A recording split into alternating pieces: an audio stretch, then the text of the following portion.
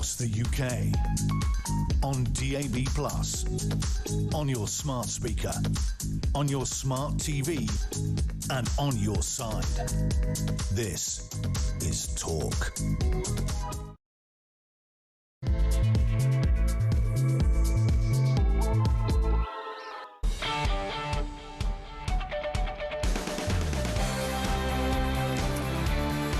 (3:06), Talk Breakfast. Mark Dolan in for the brilliant Jeremy Kyle. Today and tomorrow, a packed show for you. What about this, folks? Breaking as we come on air. Bend it like Burnham. The King of the North is the King of the U-turn, as Prime Ministerial hopeful Andy Burnham rose back on his ambitions to rejoin the European Union and now says he will stick to Rachel Reeves's fiscal rules. But does that mean higher taxes for you and I to fund his socialist agenda?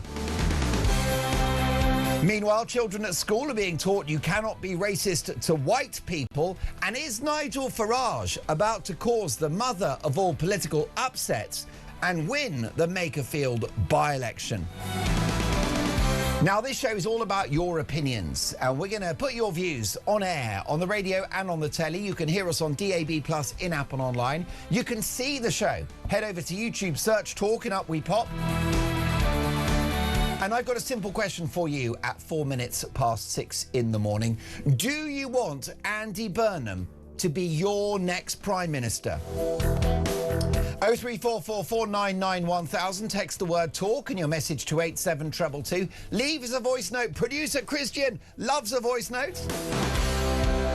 And we're bringing some weekend breakfast magic to the show today because Dave the engineer is pressing the buttons and Tommy is taking your calls. Do you want Andy Burnham to be your next Prime Minister? 03444991000. Directing, put my teeth back in. Directing our TV output, the wonderful Luke as well. So much to get through. Let's talk.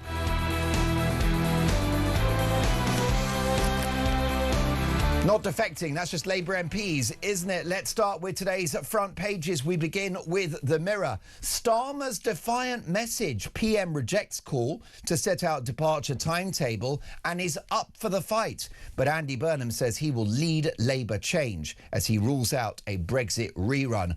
I won't walk away, says the Prime Minister. Are we stuck with Starmer? Would he be the lesser of two evils? The Guardian newspaper, Burnham, Labour must change to regain trust. Deadly outbreaks, more frequent and damaging. This is in relation to a shocking development. It's the awful Ebola outbreak, which has claimed over 100 lives in the Democratic Republic of Congo. Farage house purchase under fresh scrutiny.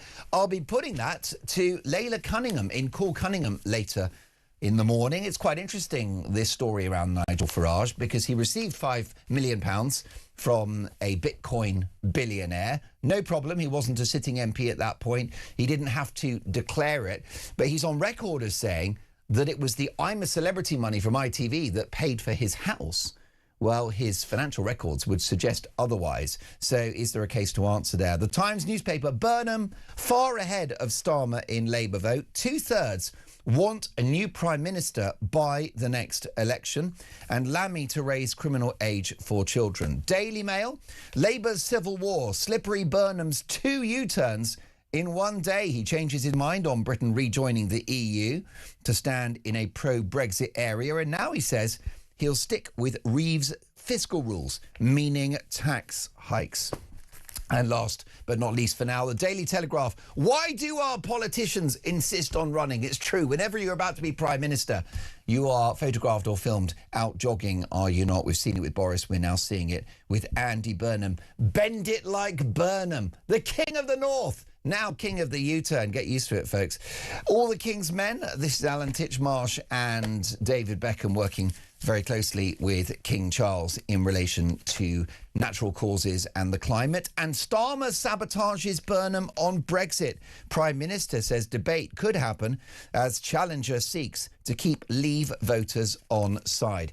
Reacting to the big stories of the day, live in the studio, Matt Vickers, MP and Deputy Chairman of the Conservative Party. Good morning, Matt. Good morning. Plenty going on. Not a quiet week. Most definitely. And Andy Burnham, I mean, there's a joke about Andy Burnham, isn't there? which is a Corbynite, a Blairite and a Brownite going to the pub, and the barman says, "What do you want to drink, Andy?"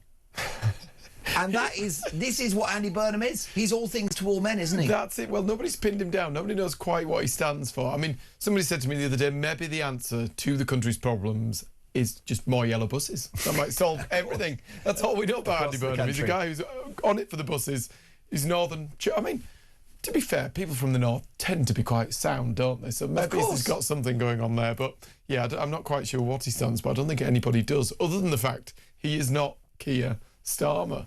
Those bizarre polls, though, you saw the polls that see him beating Starmer. That wasn't the story there. The story was actually the fact that Starmer would beat Streeting. Just 4% of Labour voters said they would vote for Streeting versus 30-something% voting to keep Starmer. That is insane. How unpopular do you have to be less popular than Keir Starmer? And Streeting is unpopular with the membership because he's too right-wing. Is that essentially the top and bottom of it? I think more realistic, but maybe he's just less popular. Actually, when you see Starmer, I don't think Starmer, you know, he doesn't really stand for anything. That's part of the problem we've got in government. He arrived. Yeah. He's the Prime Minister of the country, isn't really doing anything other than spending huge amounts of money on pay rises for unionised industries and increasing that welfare bill. He doesn't stand for anything. You can't really be offended by him other than the fact he's just a failure and fails to judge anything correctly. Well, is Andy Burnham overrated, and will Labour voters find that out should he become Prime Minister? Well, the people of Makerfield might be about to find that out. We might be about to find that out as a country.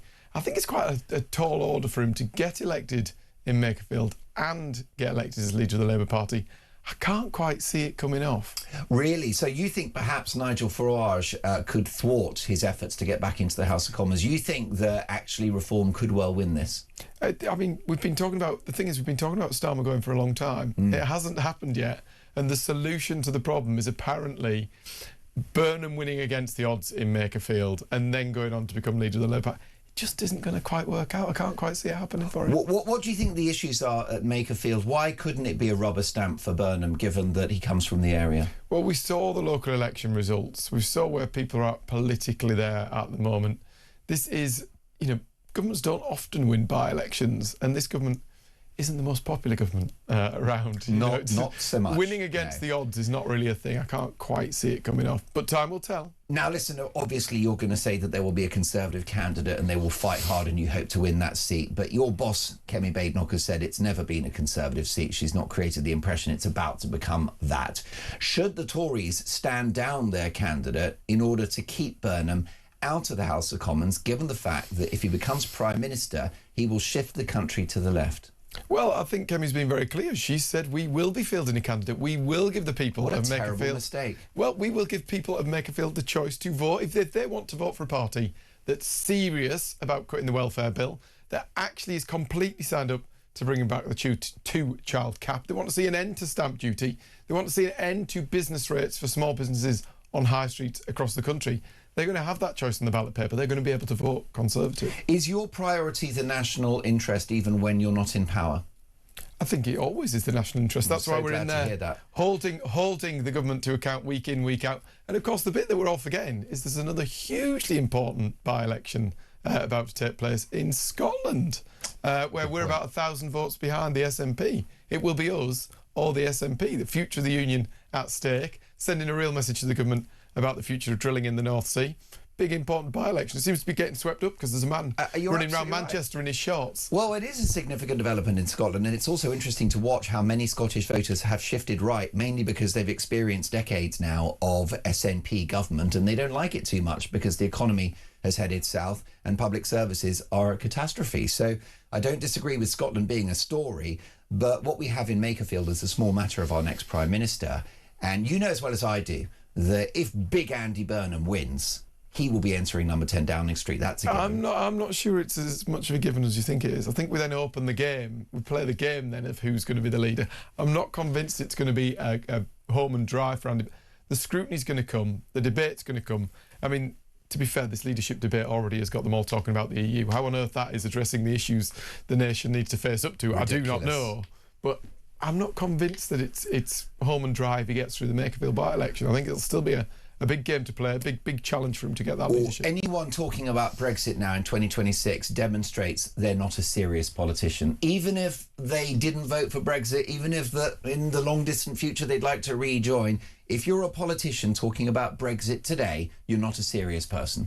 Well, the people at home who are worried about the cost of living, who are worried about crime and antisocial behaviour, who are worried about the record levels of tax, they can't understand why all of these idiots in Westminster are still going on about the EU and thinking that holds the solution to all our problems. The reason businesses are going to the wall, the reason people are out of work is because of the choices that this country is making on tax. The choices at number 10 about putting up business rates, about slamming people with that jobs tax, about the employment rights bill, mean that anybody who runs a business who's struggling to make ends meet cannot supply those jobs to people anymore. It's closing opportunities for the next generation. That has nothing to do with the EU. It's to do with Rachel Reeves and Keir Starmer. Well, that's exactly right. It's quite shocking and an insult to our intelligence to talk about EU membership at this point when, as you say, it's two ruinous budgets that have tanked the economy under the Tories. I'll be nice to you for a second. We had the highest growth in the G7 at the start of 2024. Inflation was at 2%. At the time of the last election. We could only dream of those numbers now. 6:13. Let's take a listen to Prime Ministerial hopeful Andy Burnham on whether or not he wants to rejoin the EU. Are you in favour of rejoining the European Union? I've said in the long term there is a case for that, but I'm not advocating that in this by-election. In fact, what I am saying is focus now domestically. Britain has got to focus very much on the here and now and the issues that are affecting people. Now, Matt Vickers, MP, you've just gone on the record and told my viewers and listeners that you will always act in the national interest even when the Conservatives are in opposition. I salute you for that. A good example of acting in the national interest would not be to run a Conservative candidate in Makerfield in order to keep the incredibly left-wing Andy Burnham out of number 10. That will be the right thing to do. Can you confirm that's what's going to happen? People deserve the chance to vote Conservative. National interest, Matthew.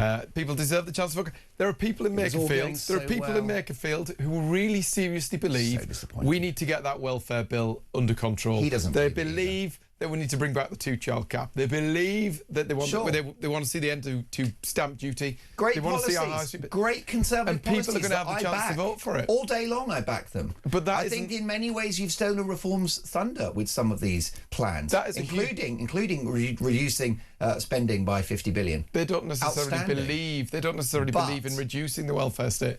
Unless it suits the populism of the time, there is no real serious commitment. I mean, you heard actually about the two-child cap. You heard Farage's position. He had debates within his own very small team actually about what wasn't happening. He wants to scrap it.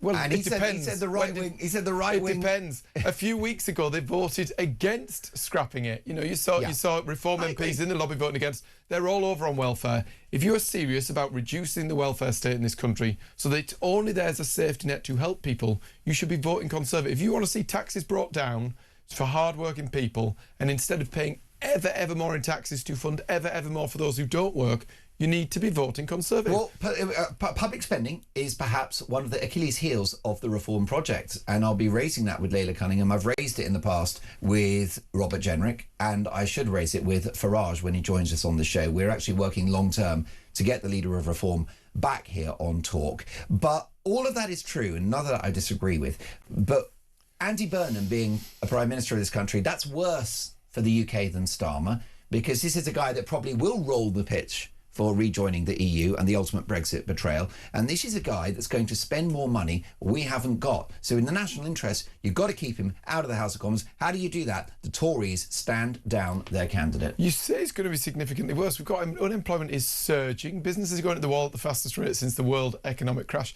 It's pretty grim as it is. Most definitely. But would you accept that it would be worse under Burnham, given that he's to the left of Starmer? Well, we may well get to find out. He wants to renationalise everything that moves. He wants to renationalise Dave the engineer, who, let me tell you, is not for sale. Not yet. It depends how much he's offering, I imagine. Good point. I mean, Dave's got debts, actually. A couple of failed marriages. It's not cheap. But, I mean, this is... OK, you know, we're having a bit of fun at 17 minutes past 6 in the morning. The Tories, this great iconic party, it's going to run a candidate. It has to. The optics would be catastrophic if not. But no truly conservative person wants Burnham to become PM, there's a certain stability that you'll get with Starmer, even if it's slow decline, rather than a run on the pound, capital flight and a meltdown in the markets if Burnham gets in. You talk about nationalisation, but I think, Farage is writing out his own nationalisation plans, isn't he, on various industries? You know, it's all part of the game. If people want Conservatives, if they want the fiscal responsibility that comes from Conservatives, if they want people who are going to stand up for hard-working people, reduce the size of that welfare bill, so actually the guys who are on the way to work this morning keep more of the money in the pocket, as opposed to giving more and more and more of that to people who aren't working, then they should vote Conservative. Well, I agree with those points that you've made. Mary in Canterbury, good morning, Mark, and good morning, Matt. I don't understand why anyone would believe anything that comes out of the mouths of any politician. Andy Burnham will say anything to get in, and the rest of us get stuck with someone we never voted for. Starmer should go, as he screeched at Boris to go for far less. And Martin says the Makerfield by-election is now a referendum on Labour, Brexit, immigration, net zero and tax. Burnham is toast. Interesting message from Mary there. Do you worry about politicians and the public and this sort of gap between the two, the lack of credibility now that politicians have, all of them? Well, I think one of the problems is that we digest our news through sound bites and the quick flick of the scroll through Facebook or Twitter, and that's what people take as news. So politicians arrive, like Keir Starmer and the Labour Party have arrived, without any real plan. They make a statement on something, the public buy into it, but there's never ever a plan to deliver it, which is a bit about, you know, what Kemi speaks to about if you're going to commit to spending something, you've got to commit to cutting something to pay for it.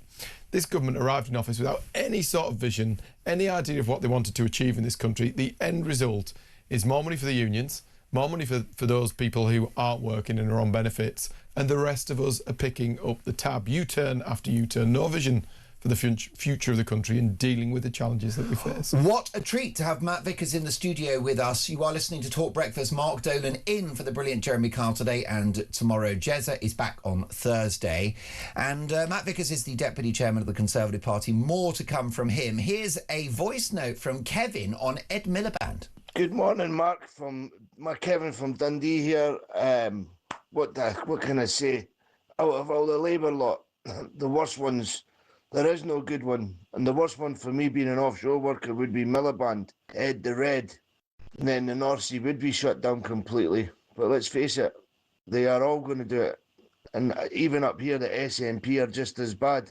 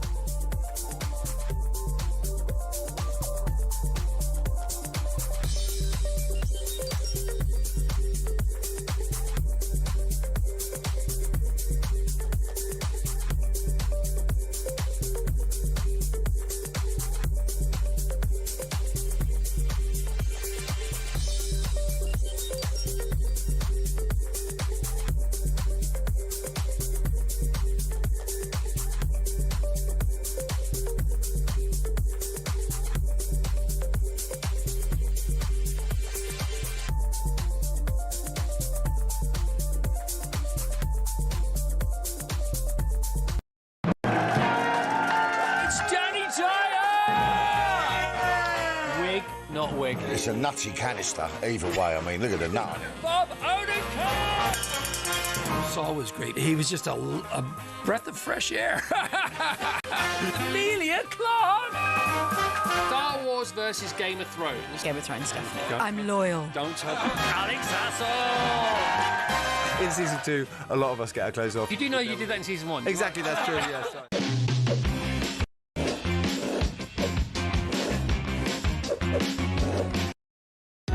Across the UK, on DAB+, on your smart speaker, on your smart TV, and on your side.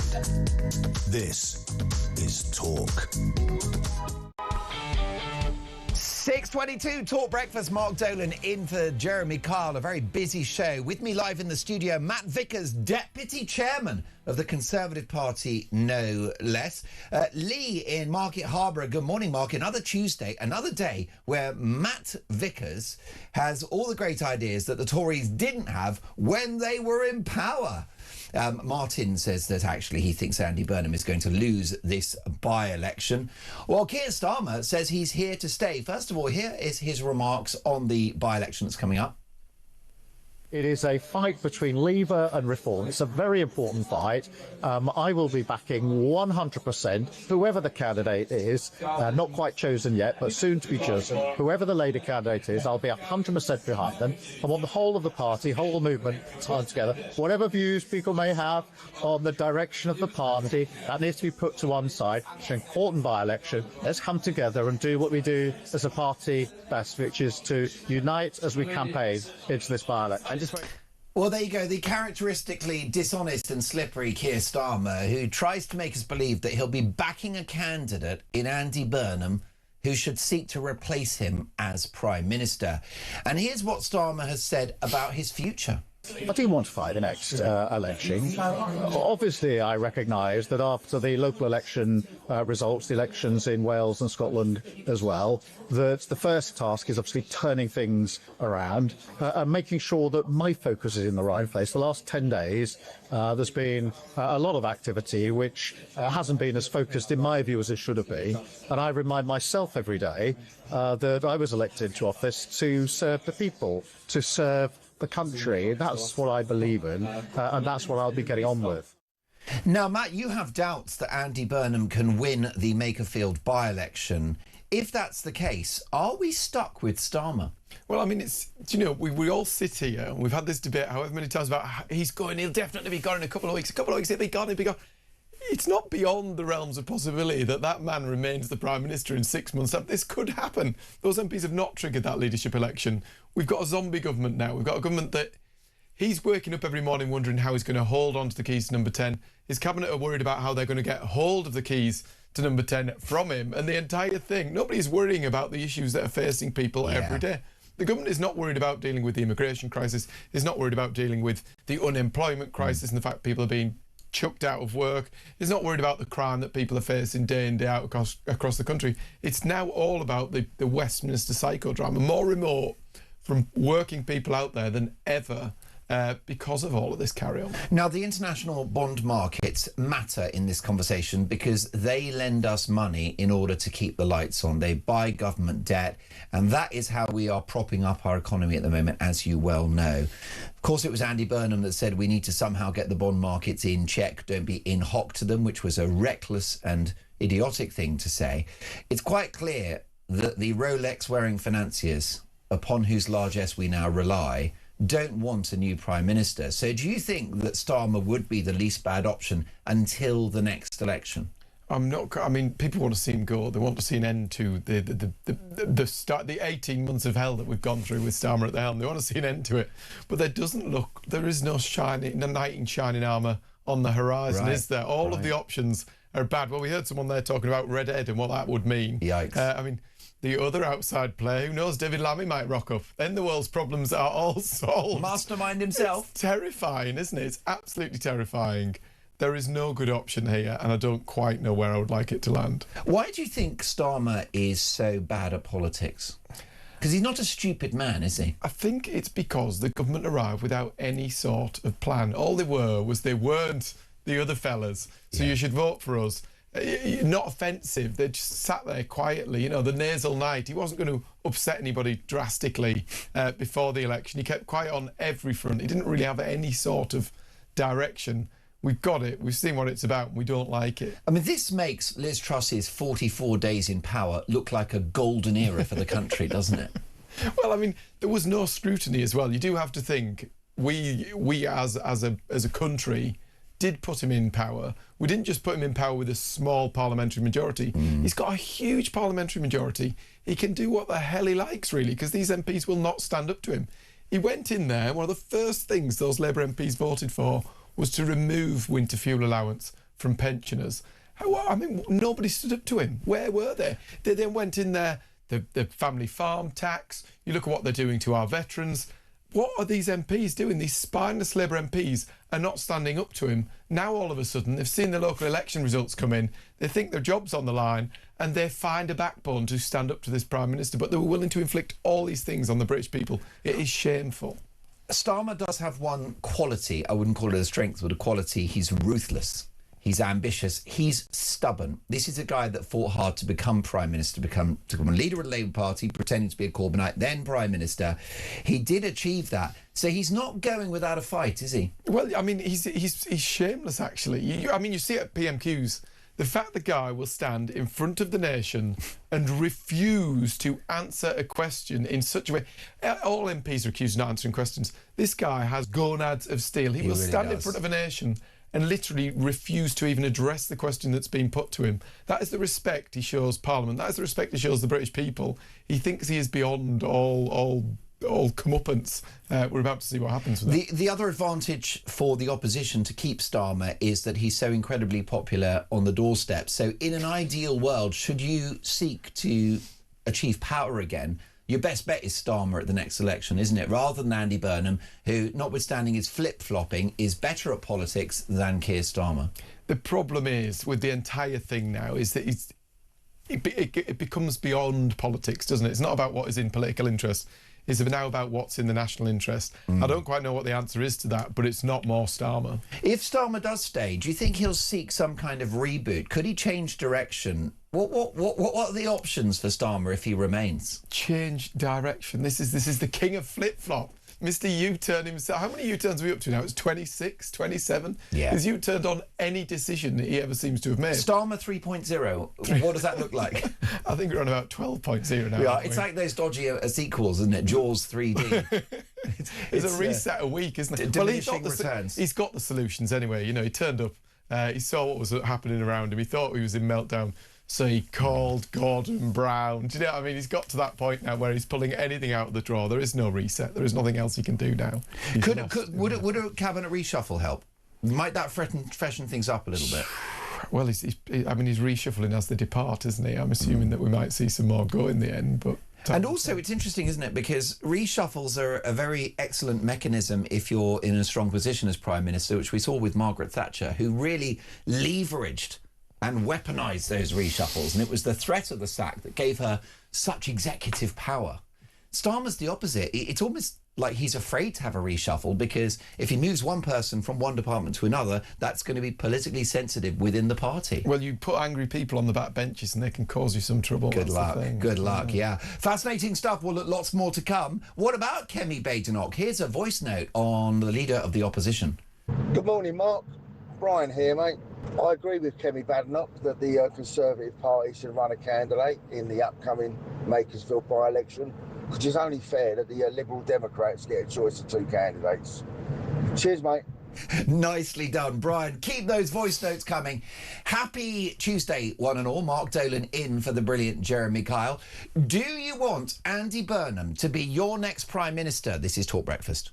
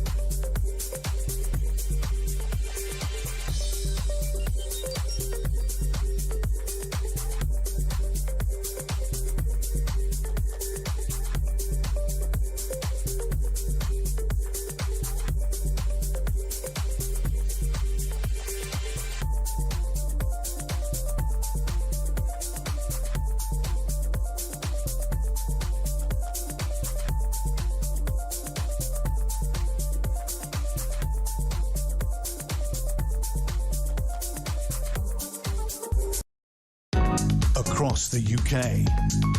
On DAB+, on your smart speaker, on your smart TV, and on your side.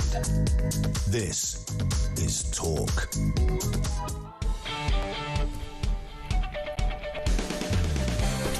.32, you're listening to Talk Breakfast. Mark Dolan in for the brilliant Jeremy Kyle. Bend it like Burnham. The king of the North is now king of the U-turn as Prime Ministerial hopeful Andy Burnham rose back on his ambitions to rejoin the European Union and now says he will stick to Rachel Reeves's rules around spending. Let's have a look now at some other stories. Slashing the welfare bill is a priority for Britain, according to the International Monetary Fund. It's interesting, Matt Vickers, Deputy Chairman of the Conservative Party, that we're debating the Labour leadership and this rather ugly beauty contest that they're currently having. Meanwhile, Rome burns. Non-existent growth, growing unemployment and a looming debt crisis.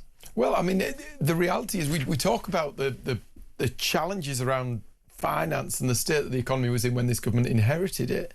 The biggest thing is actually around unemployment. When you think we had record levels of employment, we've now got 17% more people unemployed. And we put that's a number. That is actually people's lives. That is people who can't look after their families, who can't go out to work, who can't live out their ambitions and their dreams. And these jobs just continue to disappear month on month. Businesses going to the wall. Anybody who's trying to make ends meet, run a business, create jobs, just cannot do it in the climate that they're creating around us. And it's devastating for our high streets. It's devastating for youngsters. I mean, record low levels of graduate recruitment. That's what we're handing to the next generation. You can't get your foot on the jobs ladder. That is devastating. It's bigger than all of the other things he does, is the fact that he's putting people out of work. Matt, this is why you're an effective politician, because you live in the real world and you get it. And you're so right that unemployment is this great social ill. It's a tragedy for families, for communities, and of course a disaster for the economy, because what happens when you lose your job or can't get a job? You become dependent on the state. This is economic quicksand. We're in trouble.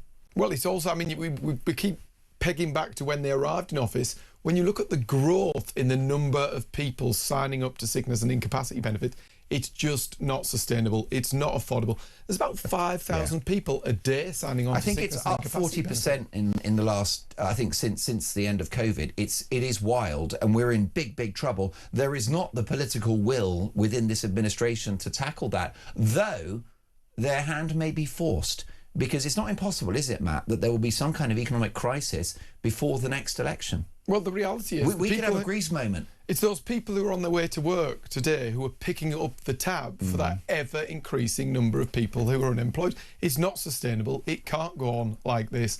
Businesses can't afford to pay any more tax. They can't afford to prop it up anymore. No, and the big worry is youth unemployment, which has gone up, and one of the reasons why, the minimum wage. Now, wouldn't you agree with me that the principle of minimum wage is a wonderful thing? The principle of workers' rights is a wonderful thing. The principle of businesses conducting themselves, in an appropriate way when it comes to regulations and all the rest of it, no problem. But the road to hell is paved with good intentions, isn't it? This hiking of the minimum wage has been a disaster for businesses, and particularly for young people, because businesses employ young people because they're cheap, and thanks to Rachel Reeves, they're not cheap anymore. Well, I think it's all the other burdens that come with that, isn't it? It costs about £1,000 more a year to employ someone who is aged 16 to 24 because of the tax burden, because of everything else that comes with it.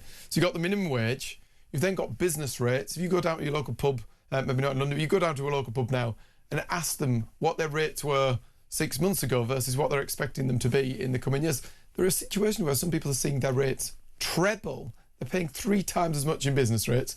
They're paying ever more as a result of the jobs tax, that national insurance increase, and then they're being slammed with the employment rights bill that takes all the rights away from the employer. It means that if you're making the decision now, if you're running that business and you decide if you can take on another youngster, you can take on that apprentice to help your business to develop and go forwards, you're just not going to do it anymore. It's not scaremongering or exaggerating, Matt Vickers, to fear that a Greece-type moment could face the country before the next election. If you look at the direction of travel, and what if there were another shock, such as another war, such as a pandemic? We are in a very weak position, uniquely so. Well, ridiculous levels of borrowing now. We're paying more in debt interest than we're paying out for defence or education. That's not sustainable. People aren't paying their taxes to fund the welfare state. They believe that people should be propped up, but they're not paying it in ever-increasing numbers to prop up the welfare state, to prop up ridiculous pay rises for unionised industries. They can't afford it. People can't afford it. People can't afford to run businesses. They can't afford to provide jobs. The economy doesn't work when you saddle it in such a way. Let's take a voice note on Andy Burnham, King of the North, now King of the U-turn. Morning, Mark. Andy from Birmingham. All this all makes you laugh about this by-election, doesn't it? You got the Prime Minister Starmer, who's just a zombie Prime Minister, you know, on record yesterday saying, I'm going to go and help fight it for Labour. And all the ministers behind them going, yeah, we're going to fight this for Labour. Labour already have the seat, and they're going up to fight it for a bloke who Manchester don't really like anyway, who wants his job. Make that make sense, mate. Anyway, have a good one. Thank you for a brilliant voice note. Keep them coming. Meanwhile, how about this for a developing story? HS2, Matt Vickers, will cost more than NASA's moon mission, and they're still building it, and it only goes to Birmingham. Well, cynics out there would say, well, anybody with any common sense would say, government just can't deliver projects like this, can it? It cannot do infrastructure. It cannot do procurement. It's not, you know, it just can't do it. The worst thing you can do is put politicians in charge of building or buying anything. Governments cannot. The answer to problems is not to nationalise industries. Putting politicians in charge is never the solution to it. No, this was a political vanity project for Tony Blair, wasn't it? This was his monument. This was his grand projet, as the French put it. Well, I mean, is it a bad idea to have, you know, speedy trains, high-speed rail? It's not a bad idea. Can government deliver it? No. Should we be looking to the private sector to drive change like this? It's the only way to actually do it in this country. All day long. What might have been better is simply to upgrade the existing rail network that we have and maybe invest in a few buses. It turns out buses are extremely popular. In fact, that is one positive that Andy Burnham's got. That's his great legacy in Greater Manchester, king of the buses. Well, you know, the public really appreciate bus networks. People out there are wondering what this amazing guy from Manchester is all about. What is it that makes him so amazing? Is it just that the grass is greener and that he's not Starmer? Is it the buses, the B network? One of the papers today, the Mail has tried to set out what is it he stands for. Gives you his visions on this, that and the other. There is not a single mention in there of jobs, of immigration or crime. The big challenges that are facing the country, nobody actually knows what he stands for on those fronts. But we think, the Labour Party thinks this is the knight in shining armour who's going to save the country. We don't quite understand why. Most of the great British public can't work out who is he, what's he going to fix, and why is he the solution to our problems? Most definitely. We need a new item on the show, and we should just call it Woke Watch, Christian, where we flag up the latest crazy woke story of the day. Lovely Piers Morgan, a friend of mine, has written a book called Woke is Dead. Piers, I'm so sorry. We're going to have to pulp every copy of that book because woke ain't dead. How about this, Matt Vickers? School children are being taught that black people cannot be racist to white people. Children are being taught that people of colour cannot be racist towards white people as part of an education initiative aimed at countering racism. Teenage pupils are told that black people can be racially prejudiced towards, but white people cannot. This is utter madness, isn't it? It's regressive, it's dangerous and counterproductive. Well, we look at all these contorted sort of ideas.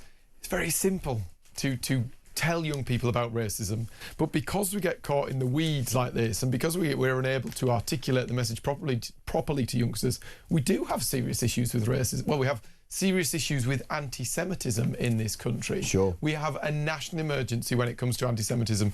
There was another story this morning, actually, about someone in Golders Green being attacked overnight by a gang of youths because of their religion and because of their faith. So while the educators are debating the ins and outs of that, they're failing to instil well, a person who is Jewish in this country is 12 times as likely to be a victim of a hate crime. We aren't bringing that home in our education system for some reason. We're allowing that to go unchecked at the same time as having a waffly debate about other elements of racism and the rights and wrongs of who can and can't be a racist. Well, the Conservatives have been very strong on anti-Semitism, with your boss Kemi Badenoch pointing out that it's only Jewish primary schools that require security. It's terrifying. Well, she talks herself, as a woman of colour, she talks about the fact that she would never be subjected to the sort of racism that the people who are Jewish in this country face, and if she was subjected to it, she said if black people were treated in the same way as Jewish people are being treated, it would be a very different public debate about it now. We would be seeing huge clamours. Anti-Semitism in this country is out of control. The government needs to get a grip. We as a society need to get a grip of this evil, vile horror that is taking place on our streets. In some quarters, anti-Semitism is ignored. In some quarters, including fashionable middle-class dinner parties, it is celebrated. It's almost a good look now. And what you have is anti-Israel or anti-Zionism as a proxy and a fig leaf for Jew hate. I mean, the thing is, we allow these marches to take place on the streets of our capital city week after week after week. I mean, Kemi has come out and said we should ban those marches. We should not allow them to be used as a cover for some of the vile chants, some of the vile activities that are going on our streets. We've got a national emergency on anti-Semitism, yet every week we allow people to march through the streets of our capital city chanting some horrific, vile things, whilst one community within our country, they're terrified to go out in the streets of our capital city. They're terrified to send their kids to school. They're terrified to go to their place of worship. This is modern Britain. We can't allow it to happen. Some critics of the Tories will say that the Conservatives have a problem with Islamophobia. What do you think? Not at all. Racism is racism. The reality is that some of our problems are our inability to call it out, to be upfront, to be frank. We talk about the grooming gangs debate. Police officers, local authorities terrified of being called racist. Yet at the same time, we fail to call it out where it exists. We just need to be realistic. Racism is regardless of colour, regardless of faith. If you treat one group differently, as those Jews are being treated differently in this country, it is racism. 6:44, you're listening to Talk Breakfast. Do you want Britain's next Prime Minister? Do you want your next Prime Minister to be Andy Burnham? 0344 499 1000. And what did Matt Vickers make of the Unite the Kingdom march this weekend? All of that to come.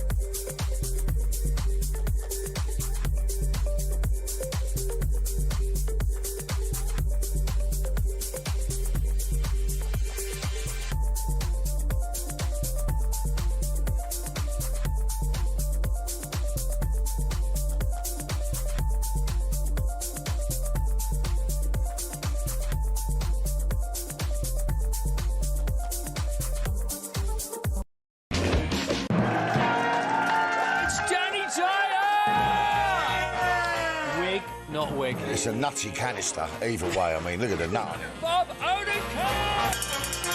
Saul was great. He was just a breath of fresh air. Amelia Clark! Star Wars versus Game of Thrones. Game of Thrones, definitely. I'm loyal. Don't tell Alex Hassel! In season 2, a lot of us get our clothes off. You do know you did that in season 1? Exactly, that's true, yeah. Sorry. Across the UK, on DAB+, on your smart speaker, on your smart TV, and on your side. This is Talk. 6:47 Talk Breakfast, lots more to come. At 9 a.m, I'll be joined live in the studio by Reform UK's London mayoral hopeful, Layla Cunningham, for a special edition of Call Cunningham. 0344 499 1000 is our number. Text the word talk in your message to 87222. Do you want Andy Burnham to be your next Prime Minister? Good morning, Matt, and good morning, Mark, says Sharon. Starmer is totally delusional. Why the hell does this man think he'll be leader at the next election? He has no shame. Richard in Leicester, good morning, Mark, and good morning, Matt. Labour did not come to power to help the country, neither did Starmer. Look what he's done already. Prove me wrong, says Richard. What about this from Guy, who says, good morning, Mark, and hello, Matt. Top of the morning to you. No, no, no, no. Burnham has zero integrity. He's a populist by definition. Seems to choose his politics around whichever way the wind is blowing. He's simply a career politician with no conviction. If you're a staunch Remainer and you simply just change your mind to win a seat, that is populism. He's hijacking a constituency for personal gain. The North does not like that sort of thing. Have a great day, Guy. Thank you for that. We'll get some more of your messages and voice notes shortly. But can I ask you briefly, Matt, about the United Kingdom protest, which happened, the march this weekend? 1/3 maybe 500,000, depending on how many, depending on who you listen to. But a lot of people turned up in central London, not happy about the direction of travel of the country. It was not a far-right rally. There were a handful of arrests, partly as a result of left-wing agitators from the other march. What did you make of the whole thing? I mean, people protest. It's a powerful thing. I don't endorse Tommy Robinson and lots of things he says and does. Do I think it's right that people are out there flying the flag, making a noise, protesting, having their say? Fine. The minute it crosses into illegality, the law needs to be upheld in a consistent way. That's where the question marks arise from these debates, is that one side gets policed very differently to the other. The police cannot be allowed to see that happen. And I mean, the police do face a terrible task. Everybody's got a camera in their hand. Everything they do is double questioned. You only ever see part of the clip and you only get half the story very often. It gets onto Twitter, it grows legs. The police get abused and battered for doing something wrong. If policing is consistent, if it is colourblind and does the right thing, regardless of politics, regardless of people's colour, faith or religion, then that's the way forwards. There was people misbehaving there who deserved to face the full force of the law. But it's amazing, isn't it, what the scale of it. So, 1/3 of a million, 500,000, depends on who you listen to, but a lot of people there, several 100,000 people, a handful of arrests, maybe less than 50. I mean, you'd have more arrests at a football match, wouldn't you? So what does it tell us about that cause, the patriotic cause, that there were so few arrests, that it was so peaceful? What does that tell us? Well, I think when you've got a disproportionately low number of arrests, that's a positive thing. But, we take these stats with a pinch of salt as to numbers of arrests and how it comes out. But even Sky News couldn't get pictures of people having brawls or anything, could they? That's true, and they're always desperate to find them as well. Isn't it? I mean, I appreciate your remarks about Tommy Robinson. You're entitled to that view. But what about the people that went, right? Those that weren't arrested. What's your view of those people? What do you think of those folk? I think people have come out. Are they good people? There are people out there with very legitimate concerns about the direction of travel in this country, who have very strong views, and rightly so, about the lack of integration in the country, about the challenges posed by immigration. And they're right to have their say. Yeah. If that's the way that they choose to present that, then they're right. Are they right? Can I say that everybody who appeared there and some of the banners that were on display and some of the behaviours were right? No, but do I think there is a groundswell of people who are concerned about what's happening in this country? Would you say the vast majority of the folk on the United Kingdom march were good people and decent people? Well, I don't know the vast majority of people on there, but I think there were definitely people there. Say they were. Well, I can well imagine that they were. I think it's right that people have the opportunity to go out and speak. When you're a politician, you know what happens in 10 minutes' time. I go out there saying that and they play some video that gets attached to me. You've got plenty of cover, because Sir Trevor Phillips said that the majority of people at the last march were good people, the sort of folk that you'd see in your local cricket club or queue in the pub next to for a pint. And that's the point, isn't it? That it's just millions of people now who are just not happy about the direction of the country. And they're entitled to, because it is their country. Yeah, I mean, it's the things that people across the country are saying. These guys are taking the time to put up a banner and go out and march and make a noise about it. Yeah, and the Tories have not thrown any shade on that march in particular, right? No, well, actually, kept a sort of political distance from Tommy Robinson, but other than that, no condemnation. Unlike Keir Starmer, who framed the United Kingdom event as a far-right rally. Well, he was telling us anybody who had concerns about immigration and jumped on a far-right bandwagon. He's so detached. a lot of the things that those people are protesting about are things that everybody across the country is thinking. And actually, Kemi went further than that. Not only did she not, what do we say, throw shade on it? She actually contrasted between the two. I learned that from my teenager son. She said, I've got a teenager son. I can explain. I don't just have a teenager in a van somewhere. Well, she actually made it a greater contrast than that, because she has called for a moratorium on the hate marches that take place, those pro-Palestine hate marches that take place every week. She said they should be banned. That was the contrast between the two things that were on display in London this weekend. You had a gang of people who, a huge number of whom, have very strong views about Palestine and are willing to allow those marches to be used to fuel hate, to create division, to terrify Jewish people who are walking around the streets of London. Talented shadow front bench, yourself included. Then you've also got a leader in Kemi Badenoch, comfortable in her own political skin, smashing it at Prime Minister's questions, a talented politician that's growing in popularity. Why did you do so badly as a party in the May elections? So I think, 2 years ago, less than 2 years ago, we sent a very big message by the country. Many of those people have gone now. We've got a new leader. I wasn't a minister in that government. Time marches on. You've got to be heard. You've got to take the time for people to look again at you. That started happening because Kemi's making waves. And actually, the elections that took place this year, a large number of them last took place in 2021, when, of course, we had the vaccine bounce. The Conservatives were at 43% in the polls. Of course, we were going to come back down. That was always going to be the case. Did we improve when compared to last year, though? Yes, we did. We increased our share of the vote. We're nowhere near where we need to be, but we are making progress. Labour obviously fell back massively when compared against last year. Reform fell back compared to last year. We've got a cracking leader. She knows what she's about. You might not agree with her all the time, but you know where she stands. She's a woman with backbone who can make the decisions this country needs to make. I've got a pitch for you for your boss, Kemi Badenoch. I think that her image at the next election can be sensible mum, with a message that all the other politicians are behaving like children, they're indulgent, they're eating too much ice cream and making, mischief. And I think she can sort of swan in down the middle and say, I'm the grown-up in the room. That's the pitch. Yeah, she knows what she's about. She knows what her views are, and she's not afraid to have her say, and I think that's kind of what we need as a country. Most definitely. A Malaysian migrant with no legal right to work in the UK has won an employment tribunal case after facing discrimination in the workplace. Erin Ong is in line for compensation, even though she did not have a work permit and was only on a visitor's visa when she was managing a hotel in Britain. So you win an employment tribunal even though you didn't have a right to work. If that doesn't demonstrate just how broken this country is, nothing does. Well, we've got that Green MSP elected, haven't we, who apparently doesn't have the right to work but is now representing people. Huge debate to be had there.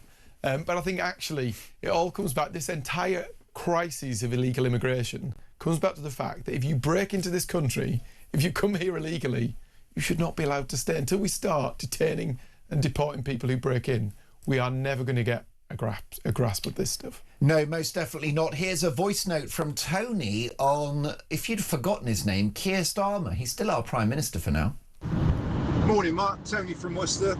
With regards to what you're talking about this morning, you played a clip of Keir Starmer being very relaxed and happy with the Andy Burnham election coming up. It proves what an accomplished liar he is. You got to think that he blocked the man a couple of months ago, but now he's all calm and happy and will support anybody. What do you think Keir Starmer might try to do to cling on to power? Could he have a rabbit in the hat? Is there anything that he can do that he can weaponise? Any levers he can pull that we're not expecting in order to stay in power? Well, the one thing he is very good at is just boring us all to death. So perhaps he's just going to deploy that boredom on the world. We'll all get fed up of talking about him and go away. I don't know, really. Very valid point there. A few months ago, he felt that he needed to block Burnham getting into Parliament. Yeah. Now he's lost his bottle and daren't block him getting into Parliament. What changed? What changed? Why all of a sudden is he allowed to stand as a parliamentary candidate?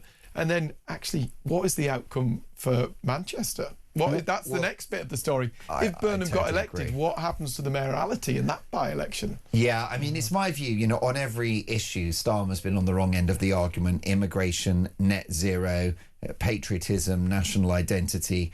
the COVID lockdowns, Brexit. For me, this is a guy that is the broken clock that's not even right twice a day. That's my view of Starmer, a man of uniquely and consistently poor judgment. That said, his decision to block Burnham for Gorton and Denton might prove to be a masterstroke if Andy Burnham doesn't win Makerfield.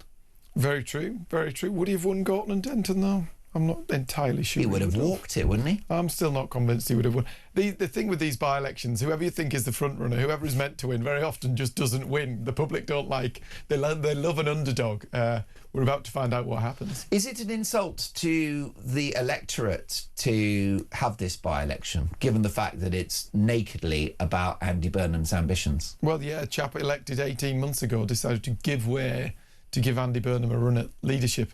I think the people of Makerfield can take umbrage at that. But then again, we saw the vox pops. We saw people being questioned in the street who said, oh yeah, let's give it to our Andy. So we'll see. Time will tell. Would you sacrifice your seat to allow the return of Boris Johnson? Oh, that is an interesting question. I don't know how well that would go down in Stockton West, to be fair. No denial at 6:58. Stop the press. Fascinating, isn't it? By the way, what do you think about the changes in Prime Minister? It happened under the Conservatives. Do you think at some point we should look at having an election if we get a new Prime Minister? Should that be a constitutional rule? Well, I think all sorts of things happen to Prime Ministers. I think it comes back to this discussion around plans. It comes back to if a government arrives in office, it tells the public what it's going to do and continues to deliver that agenda, then that is the right thing. If a government arrives in office with no plan, it hasn't really engaged in its contract with the electorate. If Keir Starmer was in there now doing everything the Labour Party had promised and someone else came over and carried on that agenda, then it might be a very different thing to the fact that this is a government lost in and of itself. Isn't Jezza lucky to have you in every Tuesday? Matt Vickers, a delight to speak this morning. Matt Vickers is the Deputy Chairman of the Conservative Party. Do you want Andy Burnham to be your next Prime Minister? This is Talk Breakfast.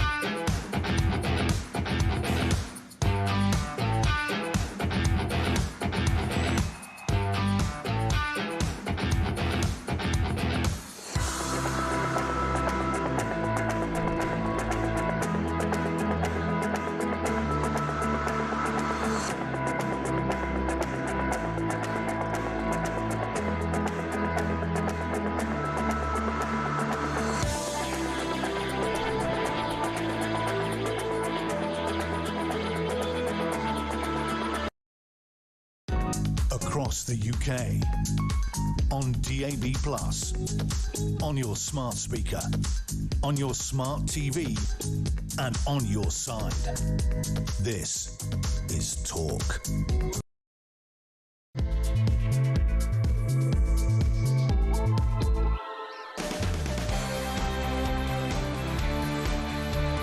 Top of the morning, 7:02. Mark Dolan in for the brilliant Jeremy Kyle today and tomorrow. A packed show for you. Breaking this morning.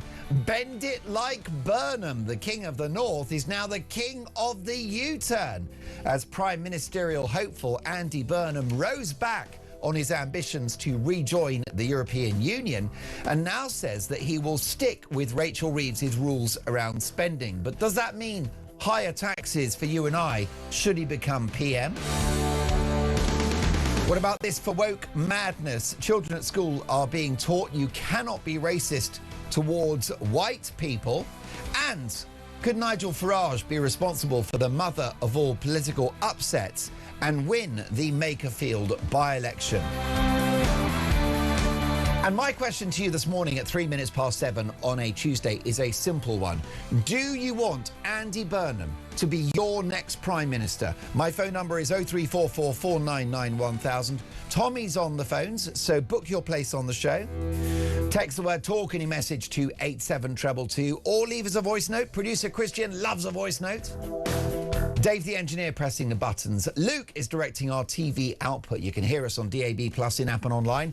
You can also watch the show, and many are doing so in record numbers. Head over to YouTube, search Talk, hit the live button, and up we pop. Do you want Andy Burnham to be your next Prime Minister? That is our conversation. Well, the Prime Minister, Keir Starmer, remains in number 10. Clinging on for dear life. Let's get reaction via a voice note from Hev. Good morning, Mark. It's Hev from Kent.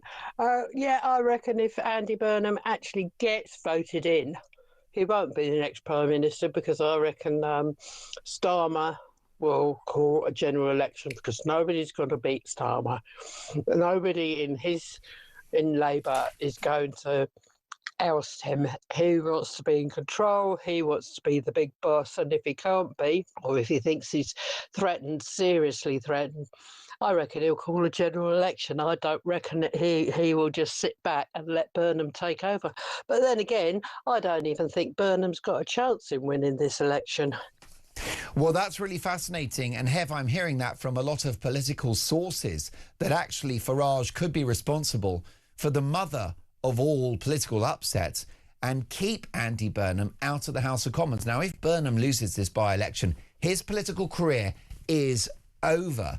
So that's quite a story. This from Sue. Good morning, Mark. Loving the show. Absolutely not regarding Andy Burnham. He's another Starmer. He's doing another Labour Ming Vase strategy, saying little other than he wants change. He's just saying what he thinks people want to hear to get elected, and once elected, he will do the exact opposite. We don't need another Starmer. That is Sue from Ripon in North Yorkshire, which is a beautiful part of the world. On HS2, Steve says, good morning, Mark. HS2, utter folly, should be scrapped immediately. All those billions to shave 20 minutes off a journey that no one will use because of increased ticket costs.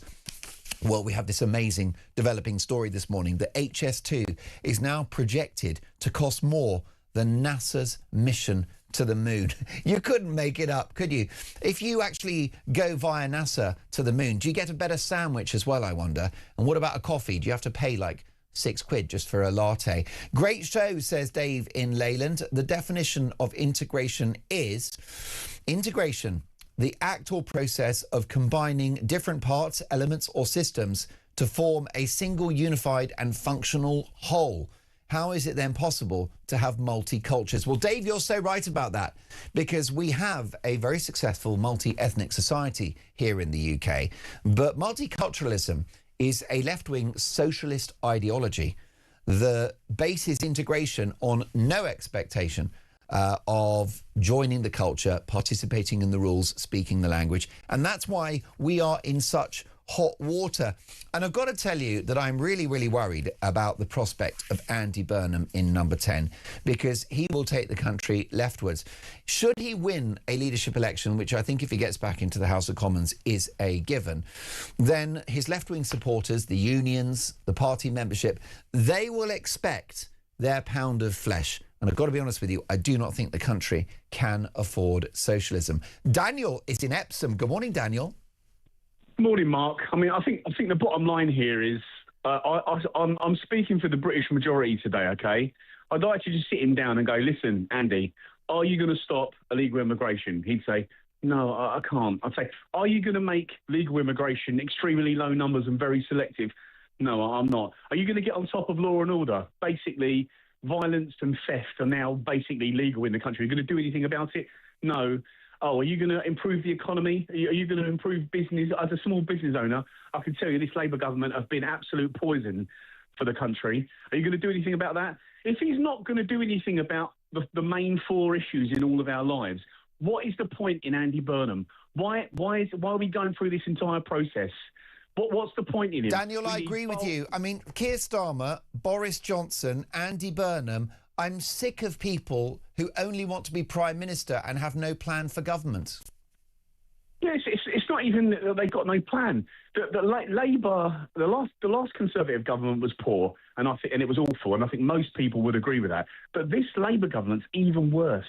Even if you're a Labour supporter, you've got to stand there and think, how on earth did this happen, right? The quality of people in public life is awful, abysmal.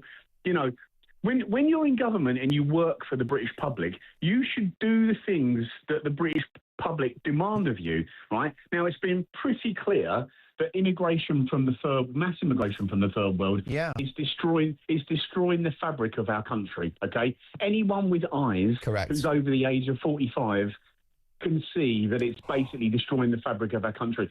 Something urgent. I've got children, Mark. I've got 3 kids, okay?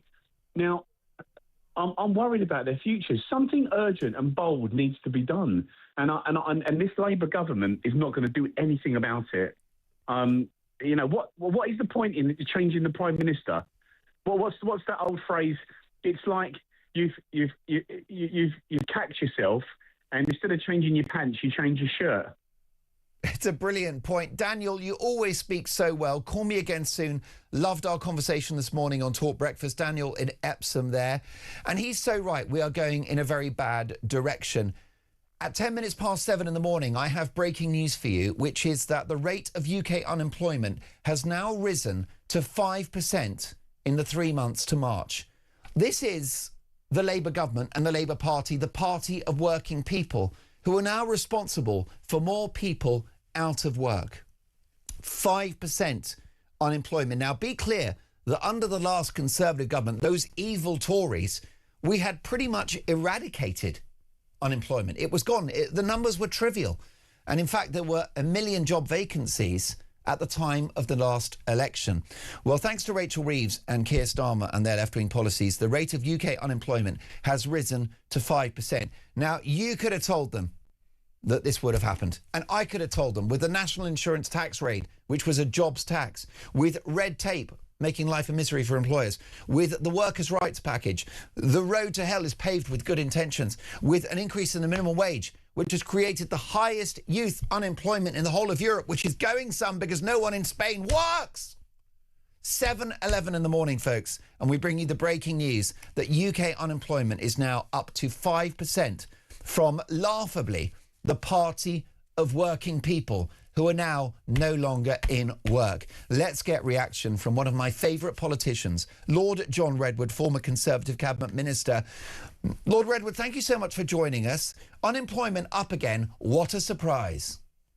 Well, it isn't, and it's very bad news, and none of us want to hear this, but it was entirely predictable, as you, I, and others have been saying. You put taxes up, and you drive the rich away and you get rid of the investment. You put taxes on jobs and you have fewer jobs. Vacancies go down. You make it too dear to employ people, and instead of young people having opportunities, they're on the dole, and we're facing this problem that unemployment's going up. I'm so glad you pointed out that between 2010 and 2024, unemployment actually halved because we had policies which did get people into work, Labour came in and said, oh, well, of course, you Tories, absolutely useless. And now we have this really big problem, and they have no policy in place that's going to get that unemployment down. They've annoyed and pressurised so many employers that there aren't going to be the vacancies. Most definitely. And just digging back into the history books, Lord Redwood, if we look at the specific period of 2010 to 2015, which was a very difficult time for the British economy following the credit crunch, what the coalition did is reduce massively the size of the public sector and those employed by the state. And 1 million new jobs were created in the private sector in the course of that parliament. So it's all about policy. Yes, it is indeed. And this government and the people who now want to take over as Prime Minister, they all want to nationalise more things. Well, they've bungled their steel nationalisation. It's now costing us 1.3 million a day for the 2 blast furnaces in Scunthorpe. They say they saved the jobs, but actually their policy, and they should come clean about this, is to close those blast furnaces because of their net zero policies. And so those jobs will go after we subsidise them for a bit.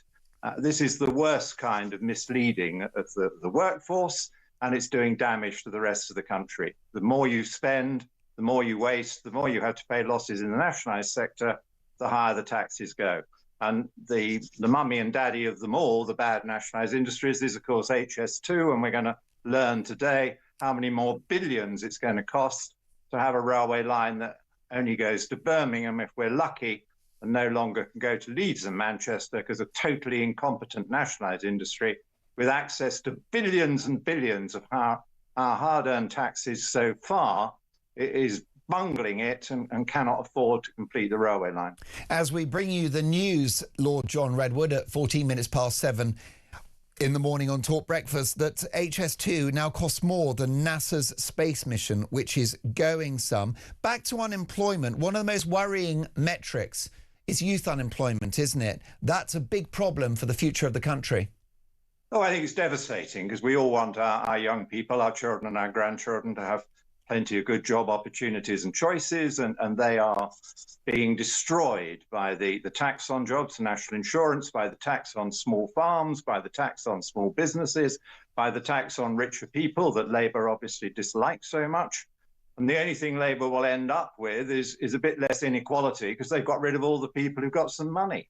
And that's poverty for the rest. It isn't success, and they don't seem to get this. Of course, you can get inequality down if you drive out all the rich. Most definitely. Labour politicians call themselves progressive, Lord Redwood, but non-existent growth, growing debt and growing unemployment is quite the opposite. It is regressive. It's a race to the bottom. It's economic quicksand. We're in trouble, aren't we? Yes, it's levelling down. It's dreadful for people, and then the tensions get greater in communities, the benefit bill goes through the roof, and then there's even more tax that has to be paid by the people who have stuck it out here and are trying to run a business or doing a job that pays them a bit more money, and then they're made to feel wrong about the fact that they're successful. I want to live in a country that is proud of success and is grateful that people commit their capital and save and invest and provide new jobs. And that was what we were creating, and that is what is being destroyed. And we now see that Andy Burnham and Wes Streeting and the Prime Minister all seem to agree that the only policy they've got that they think would promote growth is to put us back into the EU to the extent that they can get away with it. And that is a slow growth, high unemployment zone with all the kind of problems we've got here now with high taxes, too much regulation. And so all the business is coming from America. And America is cleaning up, and America now has GDP per head twice as high as the EU average. And that's what Starmer wants more of. He wants to level us down to the EU average. I want to come to Andy Burnham in just a moment, if I can, Lord Redwood. One other statistic that's been underreported, so I'm going to make sure it's in the spotlight today. According to the Sunday Times, 1 in 6 members of the Sunday Times rich list from last year have left the UK. Can you explain to my viewers why it's such a problem for the country for wealthy people to leave? Well, it's a huge problem for the country because the wealthy people who were here were paying a very large amount of tax, each person. And so we lose their tax revenue. So that means people on lower pay have got to pay more tax to make up the gap. It means those people are not available to create businesses here. They're not available to go expensive shopping, to create jobs for all the people in the shops and all the people supplying those specialist goods and services. So we're all much worse off. I want to live in a country where there are some rich people, because then they can hire people, they can make things, they can commit to new businesses, as they are doing in America, as they're doing in the Middle East. That's where our people have been going, and we are the poorer for it. John, briefly, if you can, what's your appraisal of Andy Burnham as a prospective Prime Minister of this country? Well, the master of the flip-flop, isn't he? You know, this is the pure Blairite loyalist under Tony Blair, and then he became strongly in favour of Corbyn. Then he wanted a more left-wing alternative to Starmer. And then yesterday we had the great climb down. You know what? The bond markets wouldn't like it. That would mean our mortgage rates and interest costs for companies would go up if you had kind of economics his left-wing friends want. So he's watered that all down, so it must be a big disappointment to them as well. And there was Burnham saying, well, of course, we need more EU, so why don't we go back into it, which is the logical way you should go if you really believe in the EU.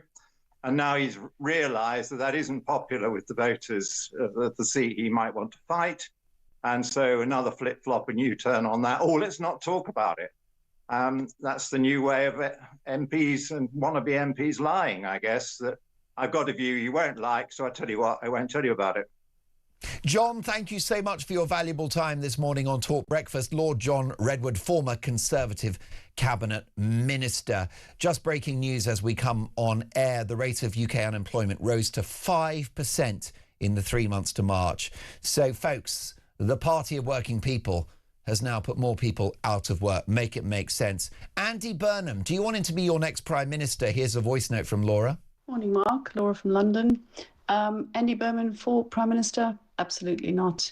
He'll do what Keir did. He'll come in, he'll promise all these wonderful things that he won't do or he will do. And then once he's in, he won't do the things he said he would do, and he'll do the things he said he wouldn't do. No, thank you. Well put. Do you want Andy Burnham to be your next Prime Minister? 7:19. This is Talk Breakfast.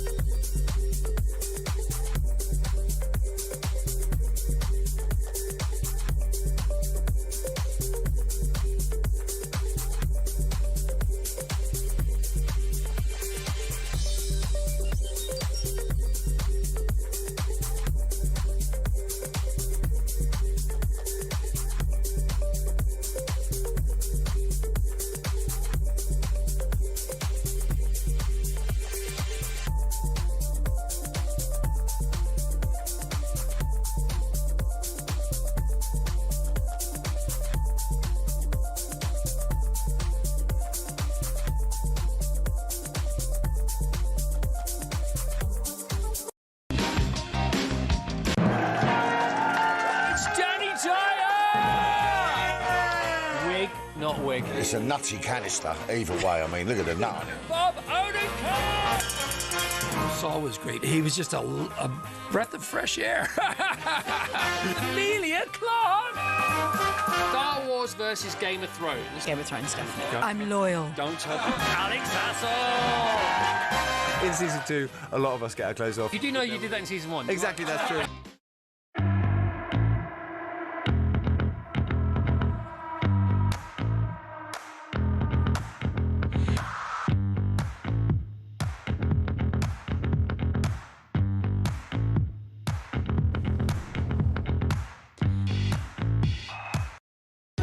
Across the UK, on DAB+, on your smart speaker, on your smart TV, and on your side. This is Talk.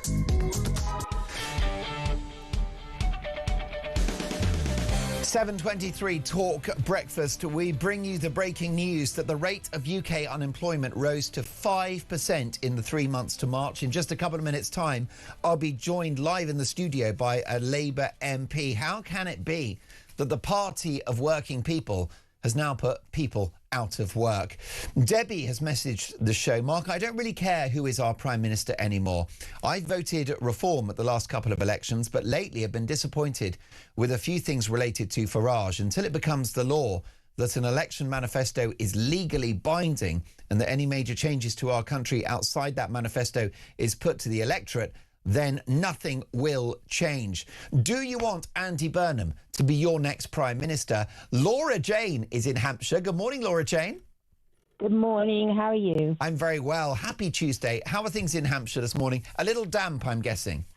Very damp. I mean, honestly, did the calendar not get the memo that it's May now and it's supposed to be quite pleasant outside? It's unbelievably cold. I shan't be walking the dogs till later when apparently there's going to be gale force winds. So anyway. How do the dogs cope with the cold? Oh, they're fine. They're hardy, just like their owner. They just don't like the wet. Listen, Mr. Flip-Flop up in Manchester, I mean, honestly, it's a joke. It really is. They'll say anything, and he is the worst of that, Mr. Andy Burnham. He is saying anything to get into that Makersfield constituency, and I think it's actually appalling that so many people, well, career politicians, and I hate to be critical of Matt because I think he's a really nice, intelligent guy, but I mean, some of the stuff he was saying, has he forgotten what they did or didn't do during those 14 years? Just to give HS2 as an example, I mean, they put the whole thing in motion. It's true. I've got friends all the way along that line who've had terrible things happen as a result, you know, farms, bits of land having to be forcibly sold, etc. And the amount of money, when actually they could have put a few of Andy Burnham's buses and a bit, they could have worked out, you know, all the rail that need upgrading near Leeds, and you know, they really could have spent a good amount of money. Who needs a faster train to Birmingham? I mean, give over. But going back to Burnham, I don't think he's going to be any better than Starmer. In fact, I think they seem to come from the same stock. I think we're in a very worrying situation. There are no decent politicians out there. I mean, I have to be fair to Kemi Badenoch. She's beginning to be a good orator. I come from a generation where I've got two prime ministers in my family. They were both very good orators, and I think we are in a serious situation where politicians are career politicians. I think it should be the law that you can't become an MP until you're 40 at least and have had a decent career, so that voters can see what you've done with your life. Laura Jane, brilliant call. We'll speak again soon. Now, we bring you the breaking news that the rate of UK unemployment has risen to 5% in the 3 months to March. Let's get reaction from the Shadow Energy Secretary and Shadow Minister for Equalities, Claire Coutinho MP. Good morning, Claire. Good morning. Thank you for braving the elements to join us on Talk Breakfast. Unemployment up again. Sadly, it's not a surprise. No, and it is very sad for the country because since Labour have come in, what have they done? They've been piling taxes after tax onto business.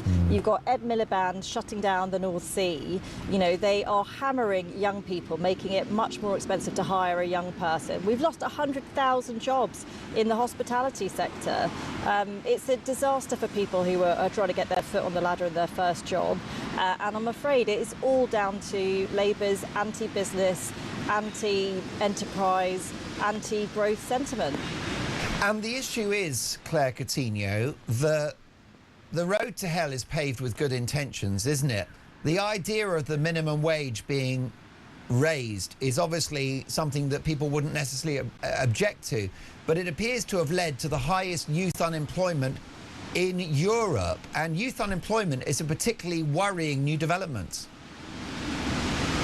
Yeah, it's really bad. You talk to young people and they are sending off for job application after job application, sometimes, 100 times, and barely getting a response. I really worry about them. And what they've done is this. They have raised the minimum wage and they have crushed businesses' ability to pay for it. So whether it's the jobs tax or it's business rates, they have hammered business so they can't pay for these minimum wages. And that means not only have you got the young people who are suffering because they can't get jobs, it's all of those people who work in the cafe or the shop or wherever it might be who get paid above minimum wage. Their salaries are being crushed too because they now can't get a raise because their businesses can't afford it. Yeah. So yes, I think unemployment being higher and higher is a real problem. We haven't even talked about AI, which is coming down the tracks of what that might do.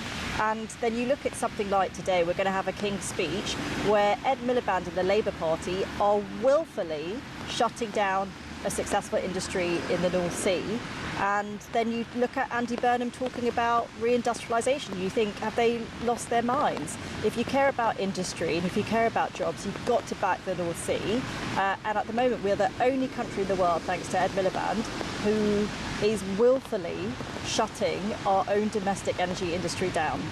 Now, Claire, you are the Shadow Energy Secretary, and a ban on slave labour is apparently reportedly going to be sidelined to meet Ed Miliband's net zero goals. Your reaction? Well, look, we put that ban in place. We laid the amendment. We forced Labour to accept it, to say Great British Energy, Ed's pet project company, has to make sure he's not buying solar panels which are made with slave labour in China. We forced him into making that pledge, and it looks like he's now going back on it. So what has he really achieved? Great British Energy, he's borrowed billions of pounds on the taxpayers' bill, and it seems that all it's doing is putting solar panels made by slaves in China on schools. I mean, this is ludicrous, and he's doing this in some sort of sense of climate leadership. That's what he talks about. I mean, what exactly is that leading to? I don't think that's any kind of moral leadership at all. So this is why we've said as a party, we've made mistakes in the past, we need to correct them. The net zero legislation is now doing more harm and then good, and so we need to get rid of that legislation. We need to be able to look sensibly at what we need in terms of our energy, make sure we've got cheap energy in the country, that we can back the North Sea, get the country drilling again, and get rid of some of these taxes which are killing off British industry and forcing us just to import things from China. A new poll, Claire Coutinho, suggests that Andy Burnham would beat Sir Keir Starmer in a vote to lead the Labour Party and become Prime Minister. Would Andy Burnham be a better PM than Starmer? I mean, look, I think Andy Burnham at the moment has had the privilege of being the sort of fun uncle who can say whatever he wants from the sidelines but has no responsibility for anything. He said, we don't have to care about the bond markets, I'll rejoin the EU, I'll nationalise everything. He doesn't have to talk about how he's paying for it. I mean, it's basically the fun uncle saying, don't worry, we're going to have ice cream for dinner, we'll go to the zoo next week. He's not picking up the bill. So I think the fact that he's popular now is only because he's had no real responsibility for any of the things that he said. If he gets into power, I'm sure he'll be just as unpopular as Keir, because he's not going to take on welfare. I don't think he's going to back Shabana on the immigration reforms. I don't think he's going to sort out what Ed Miliband's doing on energy. I mean, I think the rumour is that he might make Ed Miliband Chancellor. How popular is that going to make him then? So, I take all of this with a pinch of salt. Let's wait to see what happens and what actually he says about what he might do in power, because we've really not seen much yet.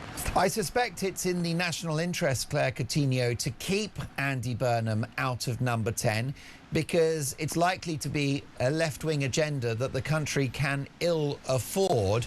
Do you think, therefore, the Conservatives should stand down their candidate in Makerfield in order to make sure that Starmer stays? Well, look, I don't think it's for the Westminster establishment to stitch up between them who they think is the best candidate in any of these seats. Bear in mind, we're fighting Aberdeen South, and there was a contest recently which would have kept the leader of the SNP, arguably, as damaging up there and to the rest of the country in terms of what they've been saying about the North Sea as well. And Reform stood, and we would have won that seat if they hadn't stood.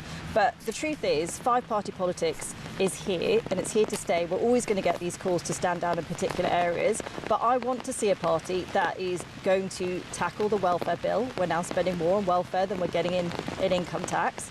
I want to see a party that's got a proper plan for defence. Reform don't even have a defence spokesperson. I want to see a party that has worked out how to cut stamp duty for every single person that wants to buy a home. We are the only people to put that on the ballot paper, and I think that should be put to the people of Bakerfield. Claire, fantastic to have you on the show. Thank you for braving the weather to be with us. Claire Coutinho, MP, Shadow Energy Secretary and Shadow Minister for Equalities. If you're just joining us at 7:33, we have the breaking news that the rate of UK unemployment has risen to 5% in the 3 months to March. Unemployment is up. This is from the Party of Working People. We'll get reaction from a Labour MP live in the studio next.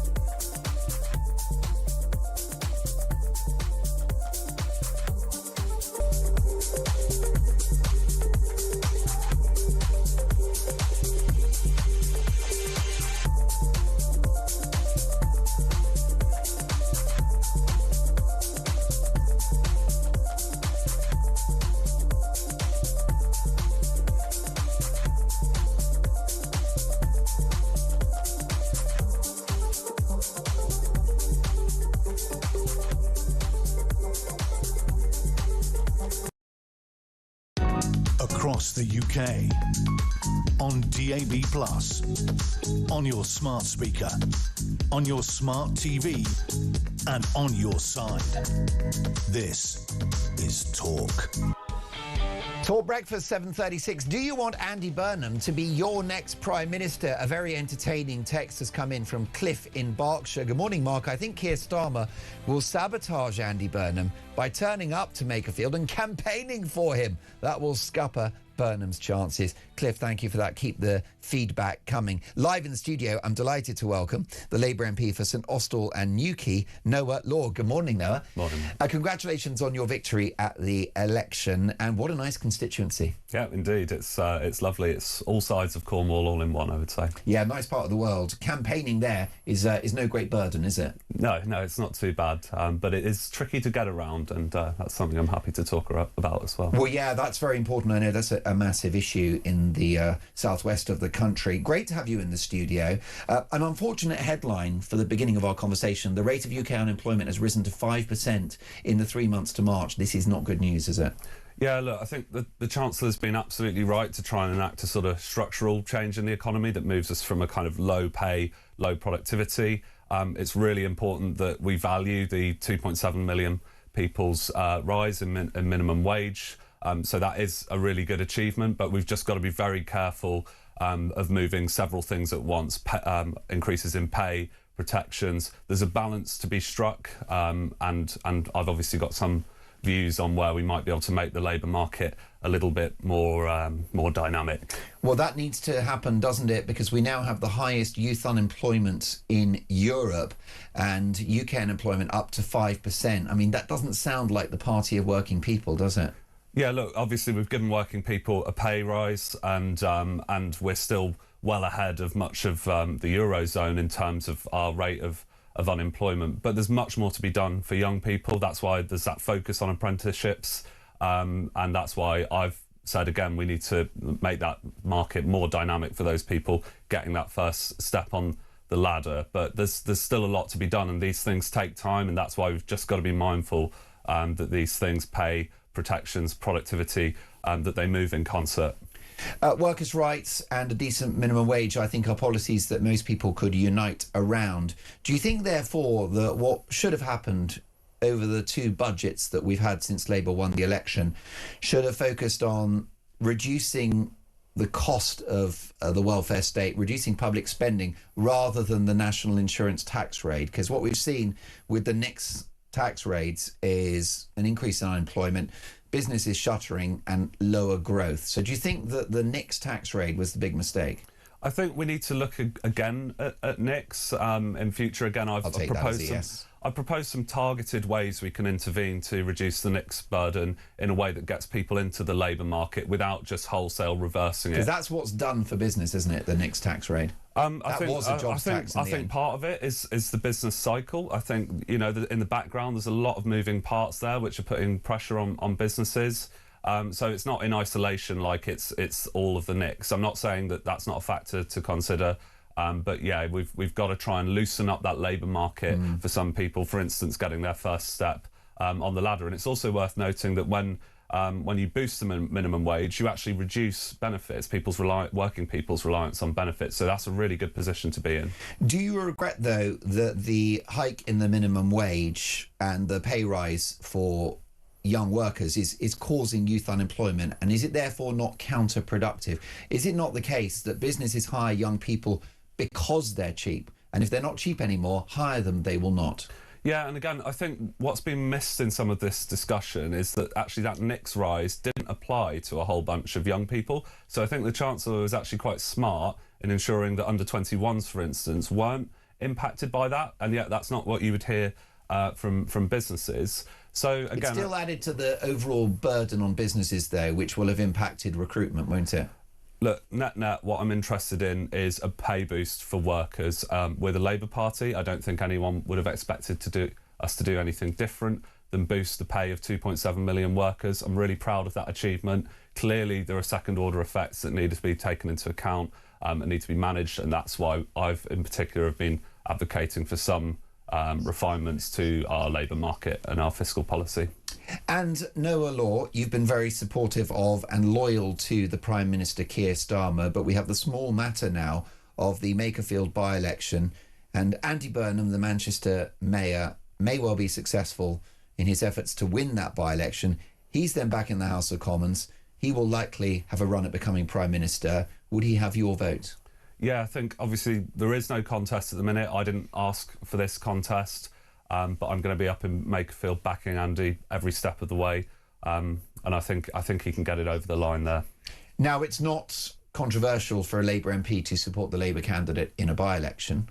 However, it's quite a story for a Labour MP to back Andy Burnham to be our next Prime Minister. Is that your position?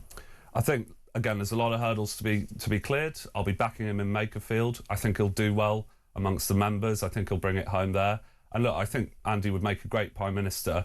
If Andy can show me that he's going to do right by Cornwall, where I'm from, and give us the powers and investment we need, then I'm absolutely happy to back him. Wow, well, there we have it, an exclusive on Talk Breakfast. A Labour MP, a sitting Labour MP, a very popular Labour MP in the southwest of the country, backs Andy Burnham to be Prime Minister if he wins the Makerfield by-election. Of course, Noah, you're not going to be casual about Labour's chances of winning that. In fact, it's going to be a tight race, isn't it? Yeah.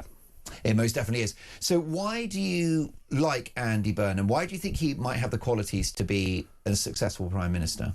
I think at the end of the day, Andy's very focused on devolution and growing the economy by giving decision-making down to the local level.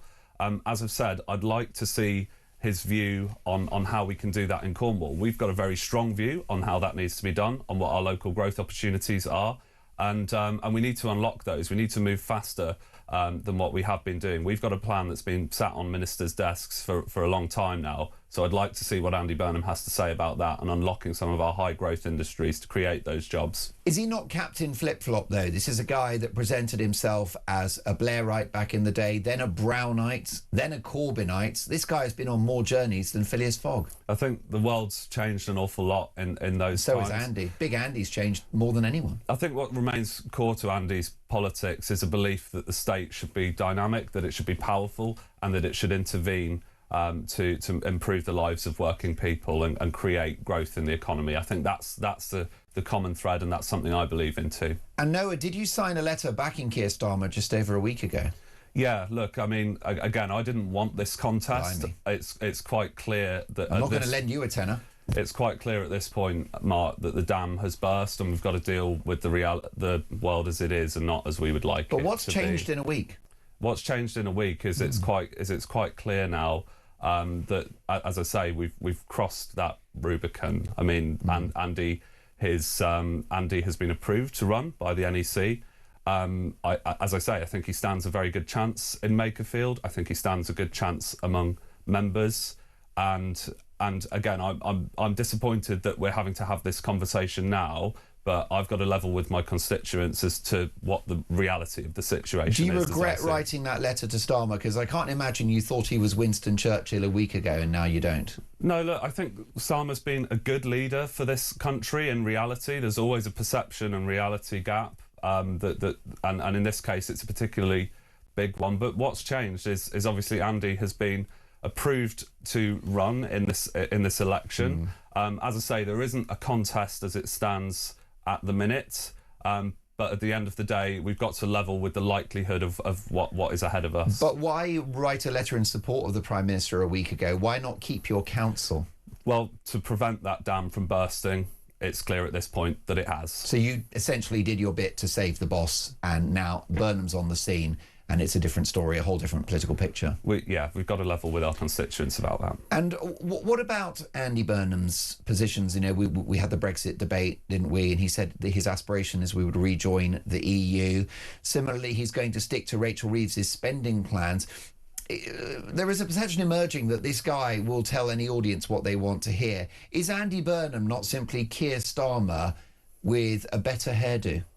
No, I think they've both got... Because he's got lovely hair. They've both got lovely hair, and I think at the end of the day, as I said, with Andy, it's about getting that dynamism and that push into the apparatus of the state to deliver for people. It's about blasting through some of the process that exists in Whitehall and in Westminster that I've had the displeasure of seeing firsthand in my year in politics. I mean, most of my career is in the private sector and working closely with businesses, and to come in and see that beholdenness to process at various points rather than just cracking on and getting stuff done is quite frustrating sometimes. And if he can bust that open, as I said, my support for Andy is conditional on him being able to deliver that plan for Cornwall. But at the end of the day, he talks a good talk about cracking on and getting the job done. If he can show that he can do that for us, then of course he has my full support. You've made some very sensible remarks about the economy, and it's therefore not surprising that you've got experience in the world of business and the private sector, and you've acknowledged the impact of the national insurance tax rate across those the very first budget of Rachel Reeves and other policies that have impacted the labour market. You talk about making it dynamic. These are all like brilliant thoughts that you've got. Are you not at odds with Andy Burnham, who talks about getting the bond markets, in check and not being in hock to the bond markets? These bond markets, they keep the lights on, don't they? We rely on Rolex-wearing financiers to bankroll this country.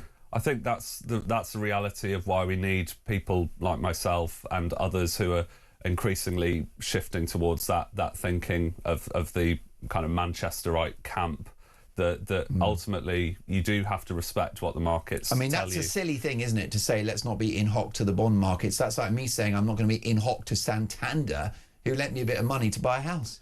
I think the difference is that you've got to respect the bond markets, but you don't let them dictate your politics, if that makes sense. So in essence, you've got to listen to what the markets are telling you. You've got to, I mean, I think as Miata Fanbuller put it quite well on the BBC the other day, what they respect most is a plan, actually, and that's why we've got to show that there's a clear plan to invest and over time, of course, get that debt into a better position, which of course has ballooned in recent times and leaves us very constrained. So that's why it's important to continue to respect those fiscal rules, even if you take a slightly different view on how you model some of the impacts of what you do. We've got to be less wooden about that. We've got to be cleverer about that. Now, it seems that those notorious international bond markets, the Rolex-wearing financiers, aren't too keen on having a new Prime Minister or a new Chancellor. If Andy Burnham enters number 10, he will likely have someone else in number 11. It could spook the markets, and we're already up against it with low growth and growing unemployment and spiralling debt. And what about the Home Office? Because it's likely, isn't it, that if Andy Burnham becomes Prime Minister, he will thwart Shabana Mahmood's efforts to double the length of time that you must wait for settled status in this country. That's a brilliant policy, in my view, from the Home Secretary. It will all be undone by Andy Burnham, won't it? I think we've got to be really careful as to how we keep those disincentives to people making that perilous. It's a brilliant policy from the Home Secretary, isn't it? I think it's brave and it's the right thing to do. Look, I would say I have some misgivings about ILR, which I've put to ministers around that. But I absolutely agree with Shabana Mahmood that we need disincentives to people making that horrendous journey across the Channel. And obviously the situation we're in is a byproduct of Brexit by and large, which is a painful irony when you consider who was behind that Farage et al. Were behind that. I mean, well, we've had open borders, you're absolutely right, under the Tories. They're asleep at the wheel, catastrophic and an absolute disgrace. But that wasn't because of Brexit, it was in spite of Brexit. They could have closed the border. They didn't have the political will to do so. I don't think you can blame Brexit on the boats. Well, look, it's obviously a very complex situation, lots of moving parts. Lots of things that we need to look at again. So, you know, hats off to Shabana for doing that, for reopening that debate. I think it's a brilliant policy. What I'm really nervous about is this excellent Labour policy may well be undone by Prime Minister Andy Burnham. I think I'm really worried about that. There's much more road to run in that debate. Will you fight for that policy? But you have to wait 10 years rather than 5 years for indefinite leave to remain. I will fight for anything that works to stop people making that perilous journey again. We've got to study the evidence. We've got to work with the facts of what works to get those boat crossings down. The ILR is not just about the boats, though, is it? It's about the Boris wave, which comes with an enormous long-term cost to the country and my viewers and listeners. Shabana's tackling it. I think I'll have, a lot of my audience will be nervous that that policy is going to go up in smoke if Andy wins. Yeah, look, we have to retain much of that policy. I think my misgivings, as I've said, is around not sort of rowing back on the commitment that's been made to people. The folk who already have it. Yes, exactly. So people that have come here to serve, work in our NHS, and we've got to respect that. It's not the British way to row back on that kind of commitment. Noah Law, we know you're a busy man. We're going to let you run in just a moment. A couple of quick ones, if you can. Do you think that the UK should rejoin the EU? I don't think that's a discussion for today at all.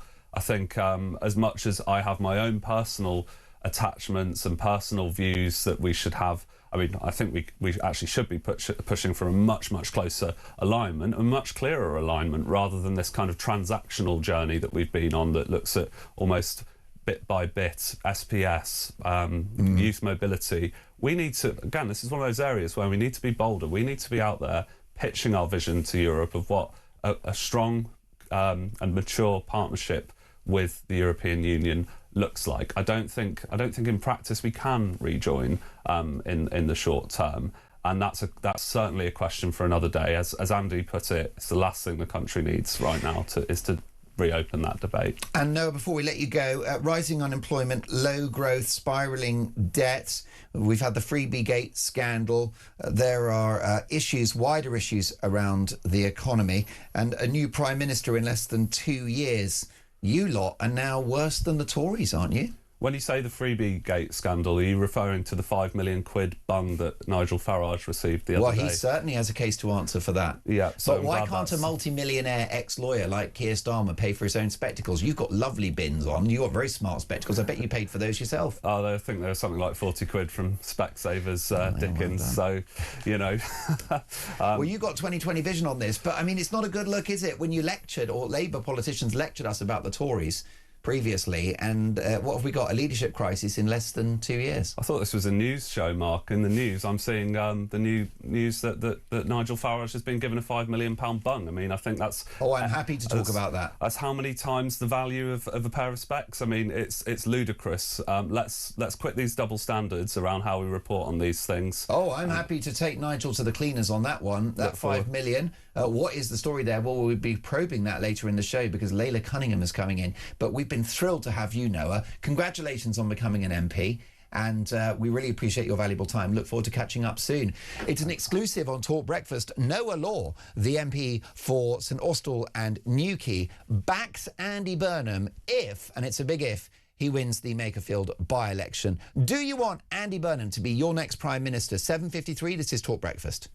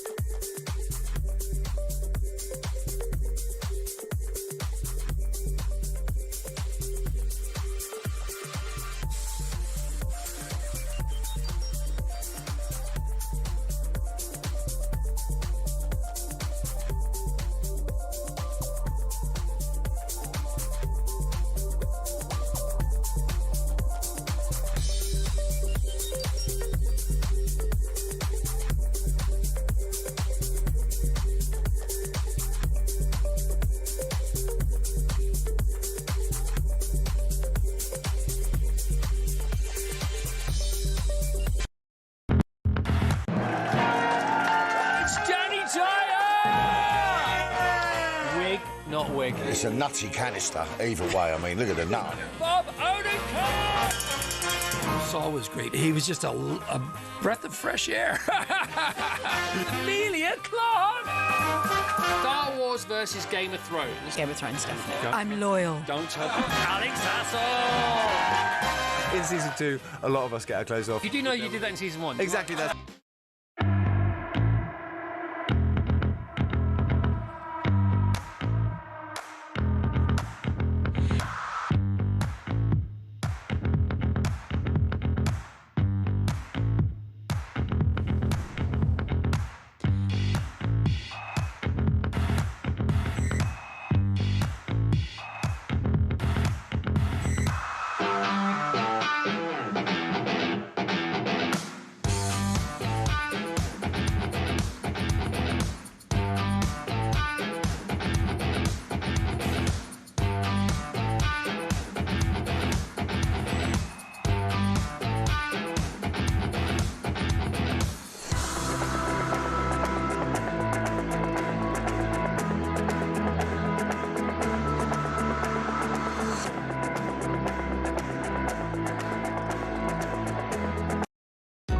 Across the UK, on DAB+, on your smart speaker, on your smart TV, and on your side. This is Talk. 7:56, Talk Breakfast. Lovely to have your company. Breaking news, the rate of UK unemployment rose to 5% in the 3 months to March. Doesn't sound like the party of working people to me, who are now out of work. We will bring further reaction. But can the new Director General of the BBC save the corporation? Who better to ask than former BBC star Sally Jones? Good morning, Sally. Morning, Mark. It's a really tough time for the whole BBC, and particularly for Matt Britton, isn't it? There's just been so many own goals just lately. I'm a great supporter. I mean, I always loved the BBC when I was working there, but I just sometimes wonder how many own goals they can possibly score, at any one time. Most definitely, and they're facing a war on several fronts, aren't they? Concerns about editorial standards and balance, and bias. And then, of course, there's the funding issue as well. Yes, I mean, now it looks as though they've got to lose 2,000 jobs. That's something like, I think, 1 in 5 it could be, and save £500 million from something which is already cut to the bone. I mean, it saddens me to see all the cuts to BBC World Service, because it's such a sort of crucial part of the BBC and its soft power. That will be something that will be cut. There are already, I think, a lot of the journalists are working on the edge of exhaustion. You can see them all, they're picketing, certainly the Radio 4 and the World Service journalists are currently picketing because they're absolutely on their limits. They're being given yet more workload to do, yet more shifts. And I mean, I can remember how hard people had to work when I was there. Well, I think they're probably all having to do about twice as much now. And of course, it gets spread thinly. You get people less well trained. You get people who are really they're really singing to the choir, because one lot of people recruit those who tend to think the same way as they do. I mean, we've talked about this before, but the whole issue of impartiality seems to be ignored. You know, it's as though the Islingtonian elite at the top of the BBC seems to think that there is only one way of thinking about things like Brexit, immigration, the countryside. I mean, I've been noticing it. I've been involved, unfortunately, to my own detriment, in the Renters' Rights Bill with an appalling tenant, and watching the BBC coverage of the new Renters' Rights Act, which is pretty much decimating the sector. It's destroying it. You would think it was an unalloyed good thing. And that is the problem with the BBC, not perceived as balanced. I wish we had longer. Sally, we will catch up soon. Do you want Andy Burnham to be your next Prime Minister? This is Talk Breakfast.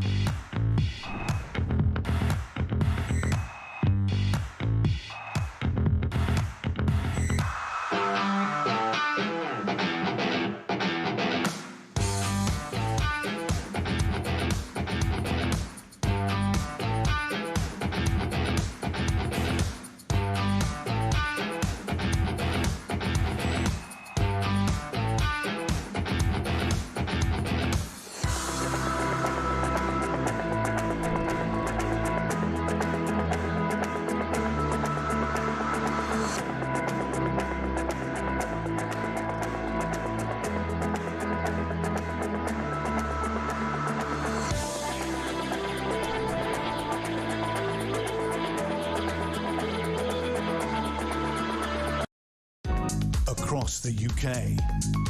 On DAB+, on your smart speaker, on your smart TV, and on your side.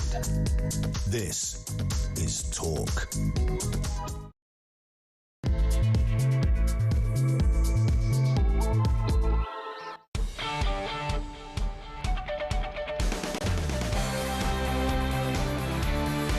Three minutes past 8. Welcome to Talk Breakfast. Mark Dolan in for the brilliant Jeremy Kyle today and tomorrow. Jezza is back on Thursday. A packed show for you this morning.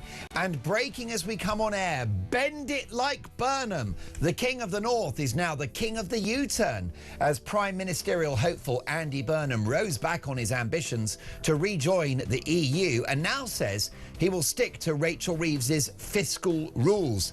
But does that mean higher taxes for you and I to fund his socialist agenda? Meanwhile, children at school are being taught you cannot be racist to white people. Make it make sense. And is Nigel Farage about to cause the mother of all political upsets and win the Makerfield by-election? And my question to you at 4 minutes past 8 on a Tuesday morning is a very simple one. Do you want Andy Burnham to be your next Prime Minister? My phone number is 0344 499 1000. Text the word TALK and your message to 87222.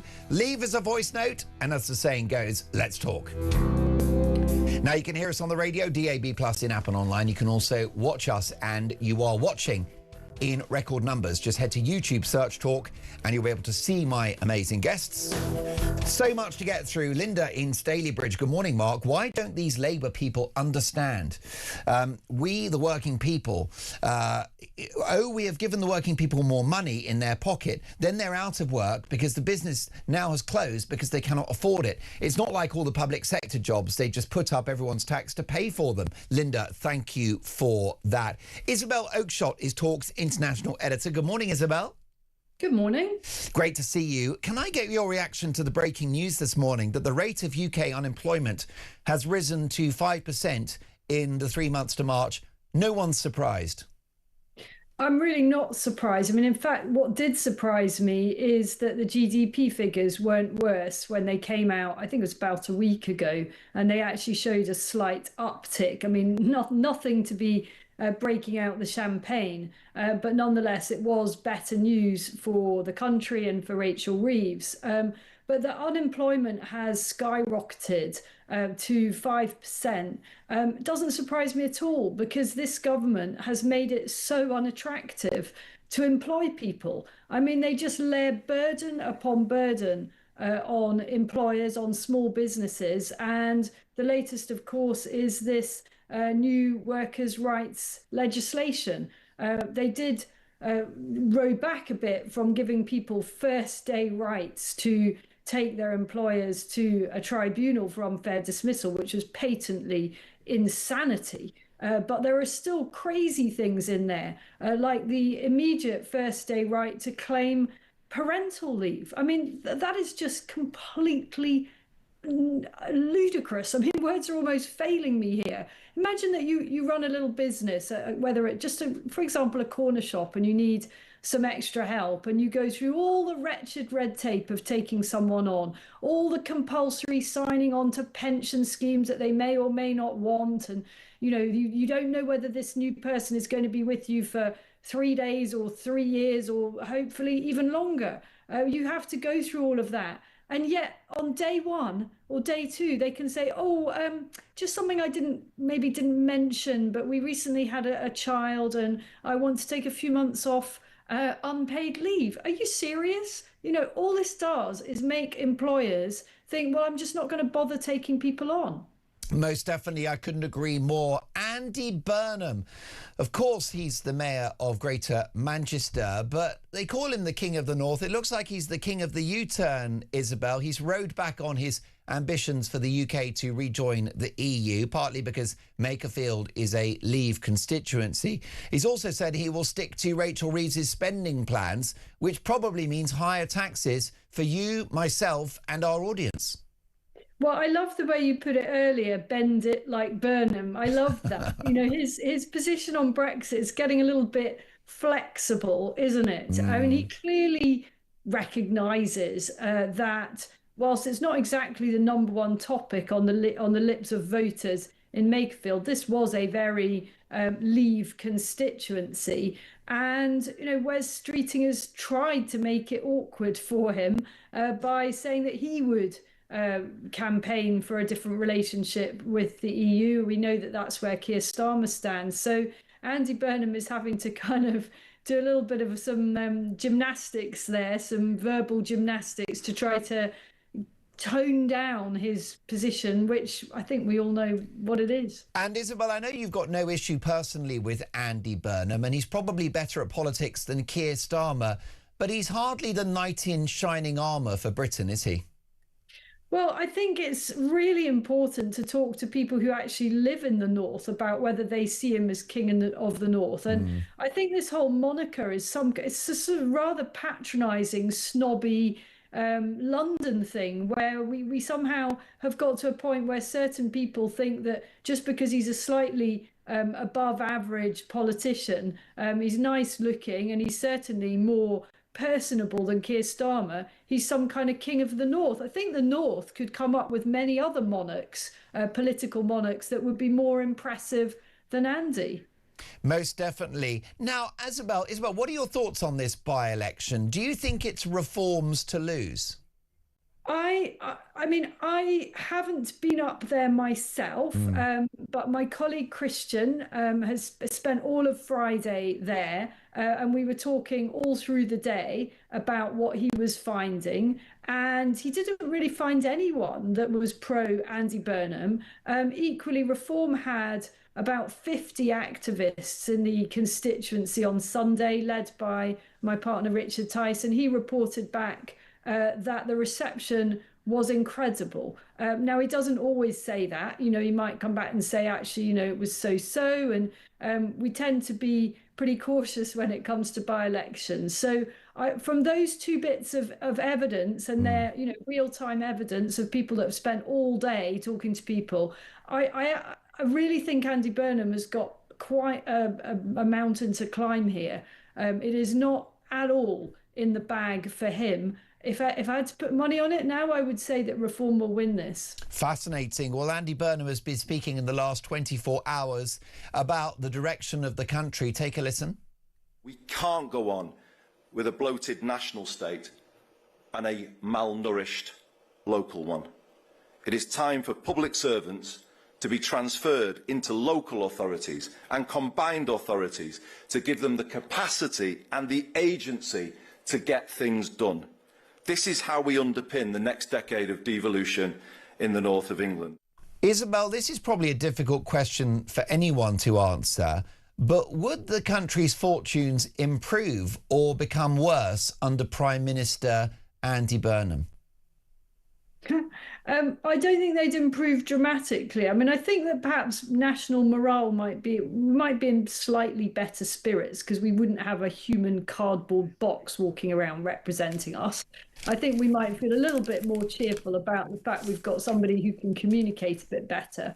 But I don't think that he would alter the fundamentals. I mean, he's not talked at all, to my knowledge, in recent days about what he would do to tackle mass uncontrolled immigration, to stop the boats, to deal with a bloated welfare state. On the contrary, seems to be talking about making the state bigger, if anything. It's the last thing we need to do. Most definitely. Well, looking at the Mail today, page 6 and 7 of the Mail have an expose on Andy Burnham's positions on the redistribution of wealth, council housing. Well, you're going to have to control immigration if it's worth building new social housing, nationalising everything, price controls, devolution, Brexit, reindustrialisation. We know where this guy stands. The problem I've got, Isabel, is if he becomes Prime Minister, he is likely to take the country in a leftward direction, something that we cannot afford. I agree with that, but I see it in a slightly more long-term way. I mean, I've long ago written off the hope of this government, any Labour government, tackling the fundamental things that need to be done to save our country from the pit that it's in. And I feel that the worse it gets and the more left it lurches under successive Labour Prime Ministers, the better chance there is for the kind of solution that I think needs to be in place, which is a right-wing government. Well, I completely agree. I think the country is crying out for some conservative policies, Isabel. In fact, we've been waiting over a decade for that. Another concern I've got about Prime Minister Burnham, and it's worth framing it in those terms, because if he wins the by-election, he will be our next Prime Minister, in my view. I'm concerned about immigration. One of the good policies from this government and the Home Office has been the decision to double the length of time that you will wait for settled status indefinitely to remain, from 5 years to 10 years. Under Shabana Mahmood, you've got to speak the language to a high standard, be economically productive and not have a criminal record. It's likely that if Andy gets in, he will thwart that policy. It may not see the light of day.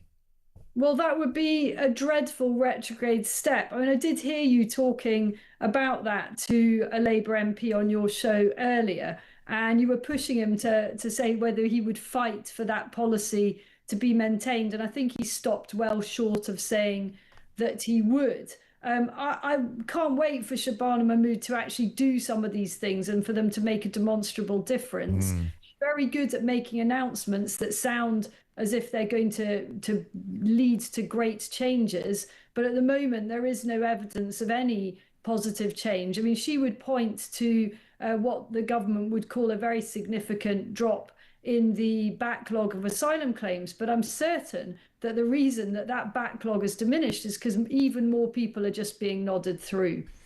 It is very possible, isn't it, that Andy Burnham could get found out as Prime Minister?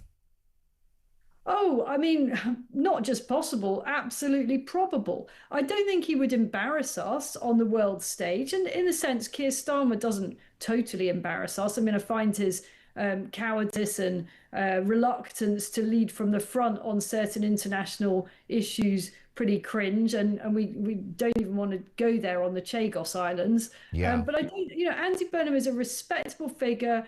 It's not Boris going over to America looking like he just got out of bed. But I don't think he's not a figure with immense gravitas. He's not a deep intellect. I'm not saying that you necessarily have to be a deep intellect to be Prime Minister. And I don't think he's particularly radical either. I think he's a sort of slightly better than good. And I like him a lot. Well, isn't he just Starmer with a better hairdo?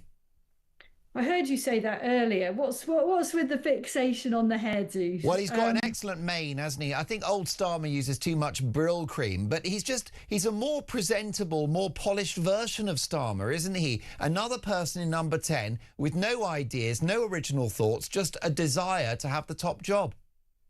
Well, I think that his record in coming days and weeks will be very, very scrutinised, and quite rightly. What has he actually achieved in Manchester? I mean, that place is a really, really tough place to live for many people. Yeah. And you only have to look at the state of the town centre. I love Manchester. It's a great city. Yeah. But the town centre is ravaged. The homelessness, which I happen to know is one of Andy Burnham's key things that he really does know about. Still, there are so many tents all around Manchester city centre. The crime, the drugs, the shoplifting. It doesn't really inspire a great deal of confidence. I totally agree with you. To call him the King of the North is to gaslight people in the Northwest and in Manchester whose lives have actually got worse since he took charge, and particularly since this government got in. Here's a voice note, Isabel, from Dan on this by-election.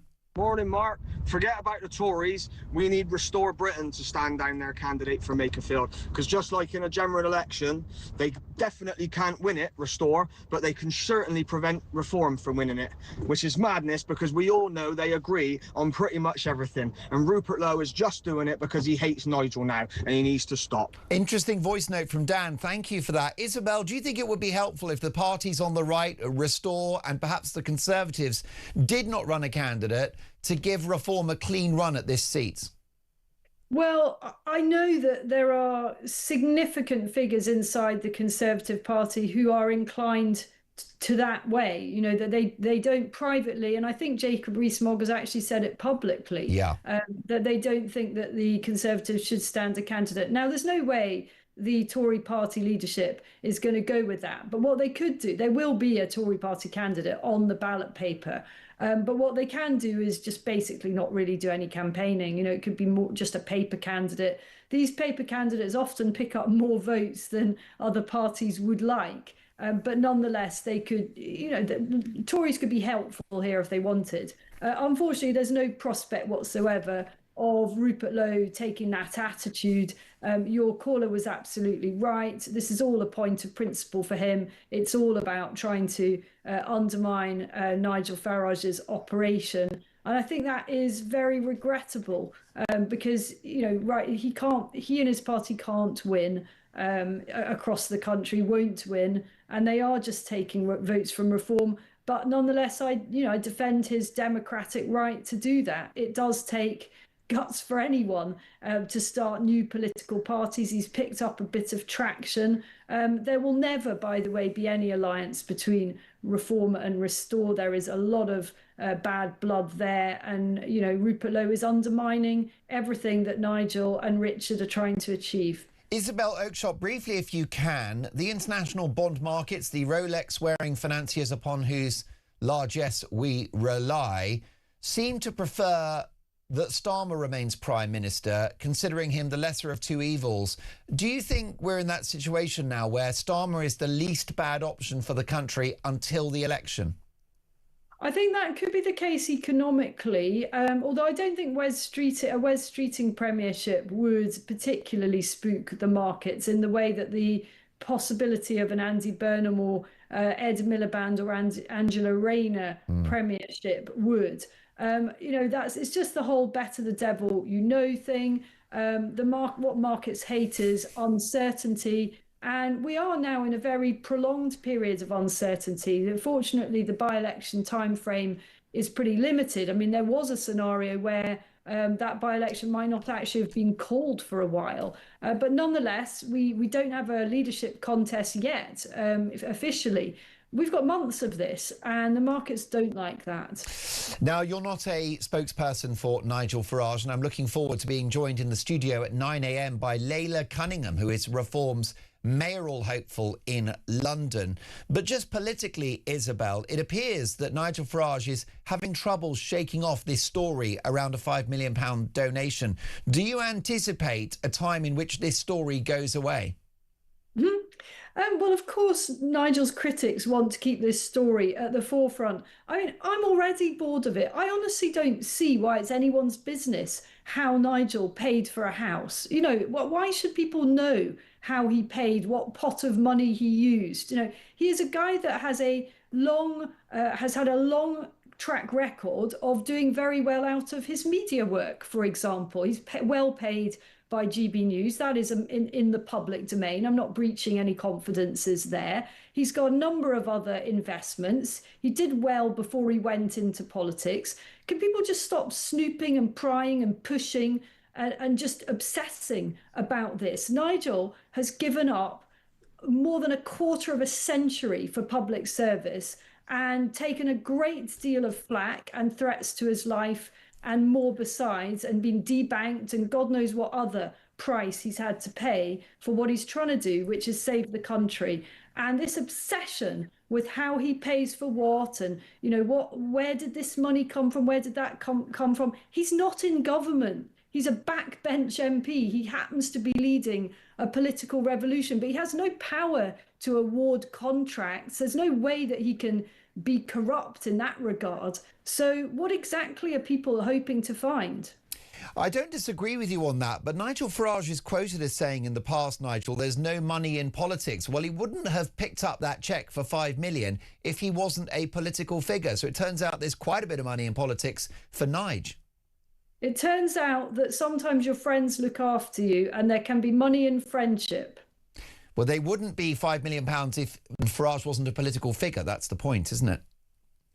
Well, I don't think when he decided to carry on or come back into politics, he'd already been given that money. I know for a fact that when he was given that money, he was in no way, shape or form decided as to whether he was going to come back to frontline politics. And yeah, he's been open that this money was linked to his political profile. He said it's to do with his security, and he's also said it was a thank you for Brexit. Both of those things I think are entirely legitimate. Look, wouldn't we all love to have a £5 million gift? I would ask anybody who's judging about this, if you were offered in return for the sacrifices you had made for public service for this country, if you were offered a £5 million no strings attached gift, look me in the eye and tell me that you would reject that. How many people would reject that? Would you, Mark? Most definitely not. In fact, double it to 10 because I'm worth it. Isabel, fantastic to see you. Or whatever we're paying you, it ain't enough because we love having you on the show. Look forward to catching up soon. My thanks to Isabel Oakeshott, Talk's international editor. If I was bunged a load of cash, though, I would certainly be upfront about it. There is a question mark about how exactly Nigel paid for that house. Isabel's right. It doesn't matter how he pays for his house. He's a private citizen at that time. The issue is he's on the record as saying it was the ITV money from I'm a Celebrity, Get Me Out of Here. Well, it appears that no dividend was paid from his business to purchase the house. So what's the story? Morning Glory. I'll be asking Layla Cunningham very shortly. 8:23, this is Talk Breakfast. A simple question this morning. Do you want Andy Burnham to be your next Prime Minister?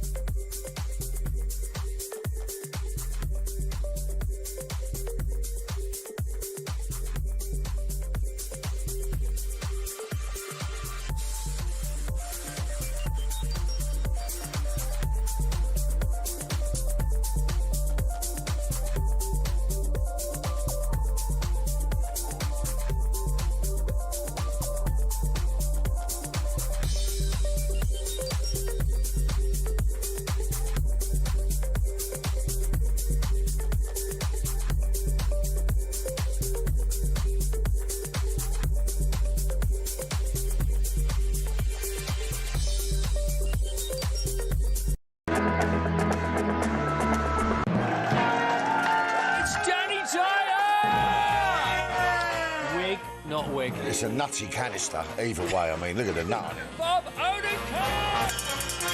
Saul was great. He was just a breath of fresh air.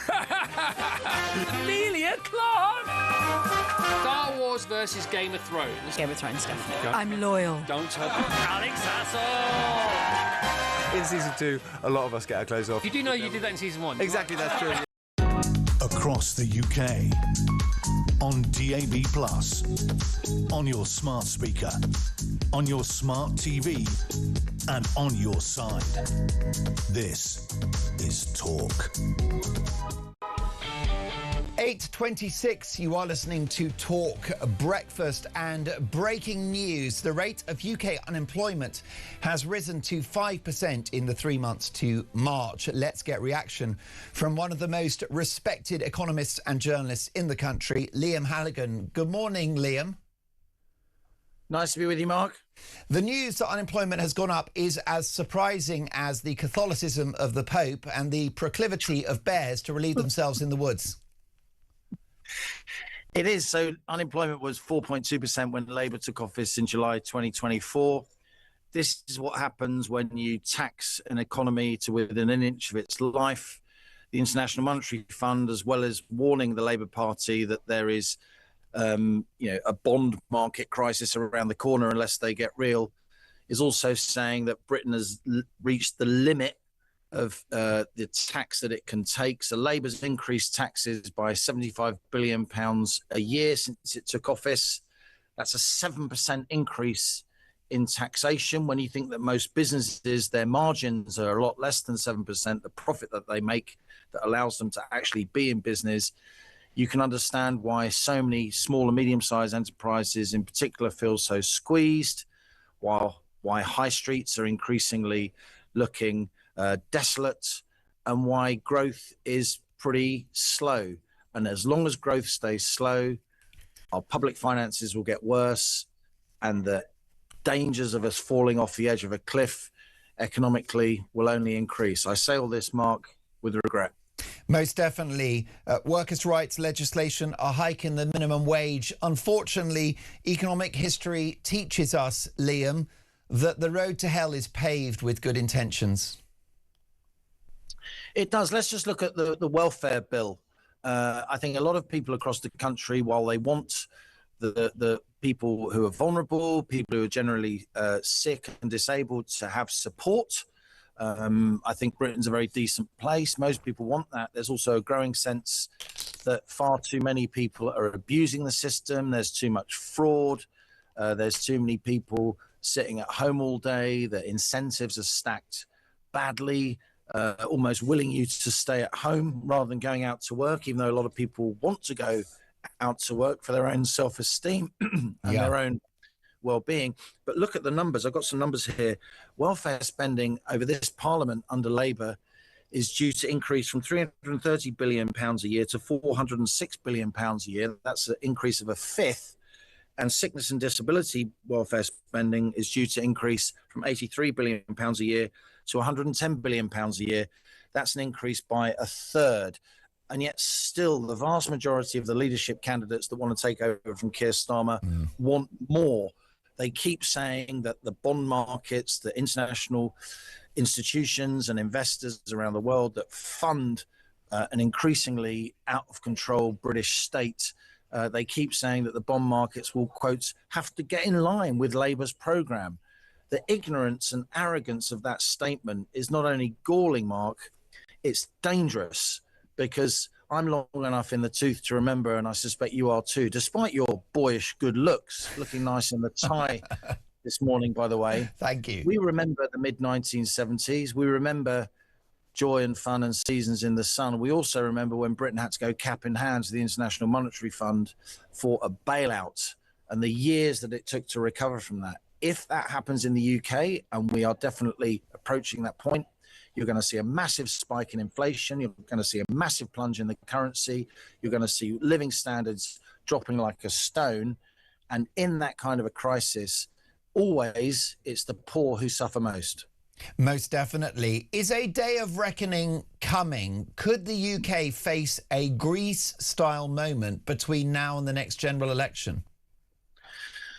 Well, for my sins, I wrote the Spectator Diary in the latest edition, and I said that I was in danger of becoming like a sandwich board man, like those Victorian era purveyors of gloom standing on street corners in East London back in the day. But I don't apologise for being a sandwich board man, because somebody has to talk about this stuff, and so much of our political media class are ignoring the economic reality, sticking their fingers in their ear, la, la, la, we can just spend more money, that's the right thing to do.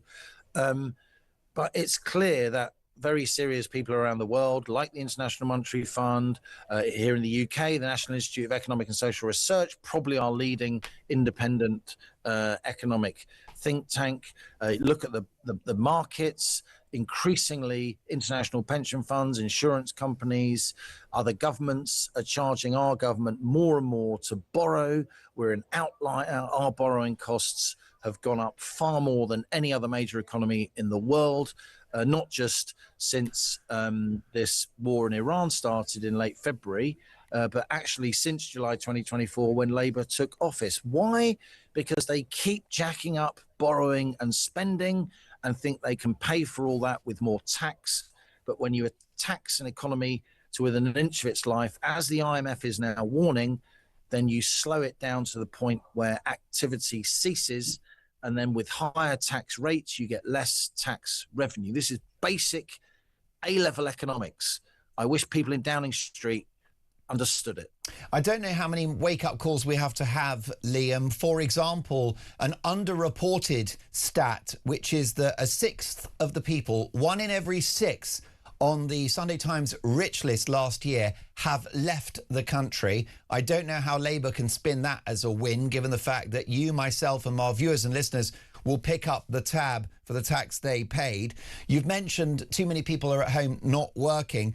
The Tories unearthed another stat, which is that 600,000 households are better off at home not working than going out to work and putting a shift in. So are Labour love bombing the lazy? I think there's something in that, but I think, you know, there are lots of decent people across the country living in parts of the UK where there isn't much work because the tax incentives are stoked against enterprise, and they're making rational decisions for themselves and their family with childcare costs so high. Why do we tax childcare? I've no idea. Childcare costs should come out of your income before taxation, especially if that childcare allows mum and dad to go to work. But a lot of people, they're making rational decisions, and the way the incentives are stacked in our economy, it's often rational to stay at home. You'll have more money for yourself and your family, more chance of getting above, keeping bread on the table and a roof over your head if you stay on benefits. It's the way the system is stacked. Yes, of course, there are quite a lot of people who are abusing the system. You get sickfluencers on the internet. What does that mean? It's people who show people for a fee how to rig their applications so they get sickness and disability benefit. We have doctors signing people off sick for a lifetime with a stroke of the pen. That's insane. Why should doctors do that? Of course, doctors are just going to sign people off. It's the state. It's other people's money. What do they care? We need to really crack down on this, because not only are we eroding work incentives, not only are we assigning increasing numbers of young people to the scrap heap for life, we are also bankrupting ourselves, and we are undermining our ability as a society to responsibly and morally help those people who actually need help. I increasingly talk to and hear from people who do need help with sickness and disability benefit, who do need help with social care, who do have genuine claims to the state and society. Sure. We want to put our arms around them and help them. But when there's so much fraud, when so many people of working age who could work are incentivized not to work because of this kind of, almost suicidal empathy of the left to just keep shoveling out more money, then there's a problem. And in the end, I think what a lot of people in the Labour Party and elsewhere on the left do is they're telling themselves they're being moral and right by just shoveling out all these benefits. But what they're actually doing is they're making client voters, making people massively dependent on the state. So they keep voting for those parties who maintain and increase that level of state dependence. It's an incredibly cynical thing politically to do. It's immoral, and it's also reckless and irresponsible because it is literally driving this country towards a crisis. And it's not just me saying this, it's many, many serious people around the world. And it's a reality, Mark, that's reflected in the 10-year gilt yield and the long-term borrowing costs of this country. Long-term borrowing costs are now at a 30-year high, and Britain's long-term borrowing costs are higher easily than any other advanced large economy in the world, even though our actual debt level is middle of the pack. That's because the markets can see our cash flow is going wrong. We're spending almost everything we borrow on interest on our existing debt. That's madness. It is madness. Briefly, Liam, the international bond markets seem to prefer that Starmer remains at number 10 and are concerned about a Burnham premiership. Do you worry for the economy if Andy Burnham becomes Prime Minister? Well, I've known Andy Burnham for many, many years. We used to play in a football team together back in the day. He's a bright bloke, right? You don't get from where he started in life to Cambridge unless you've got proper brains, and he has got proper brains. But I think with respect to Andy, he is genuflecting far too much to the left of the party, but, for the reasons I've just said. His intellect is being outweighed by his ambition to be Prime Minister. But I'd say to him, do you really want to be the Prime Minister that takes Britain over the edge of an economic cliff? It's a noble aim to want to lead your country, but do you really want history to remember you that way? And I think markets are rightly concerned about a change of leadership. The only candidate that could be remotely more fiscally responsible than Starmer and Reeves, or less fiscally irresponsible than Starmer and Reeves, they put up borrowing and spending and taxation massively, is Wes Streeting. And I think with Wes Streeting's views on rejoining the European Union and the fact that a lot of his party see him as a right winger, in quotes, whatever, given that he's a sort of Blairite, I don't think he's got any chance of becoming Prime Minister anytime soon, unless the facts change. When the facts change, I'll change my mind. But at the moment, it looks like a left-wing candidate will take over from Starmer, and the markets rightly really don't like that.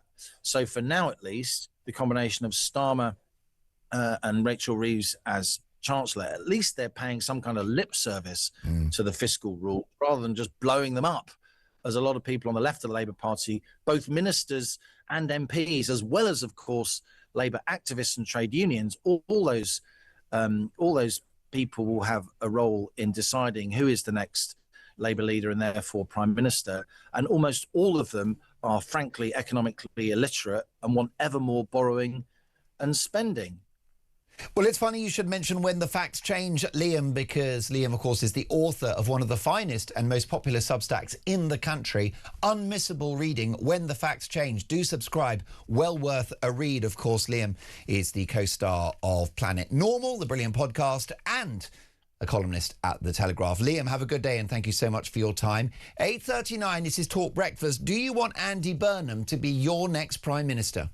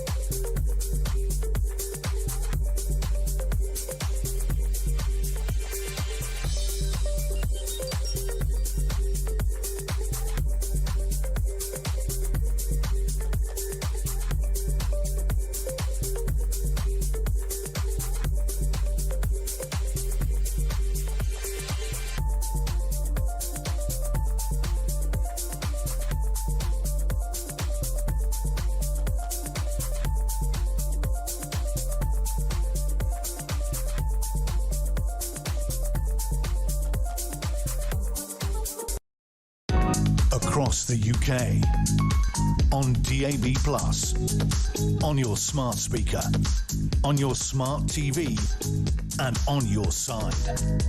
This is Talk. You are listening to Talk Breakfast. It's 8:41, and this is surely the headline of the day. Move to the left, and the UK will crash and burn them.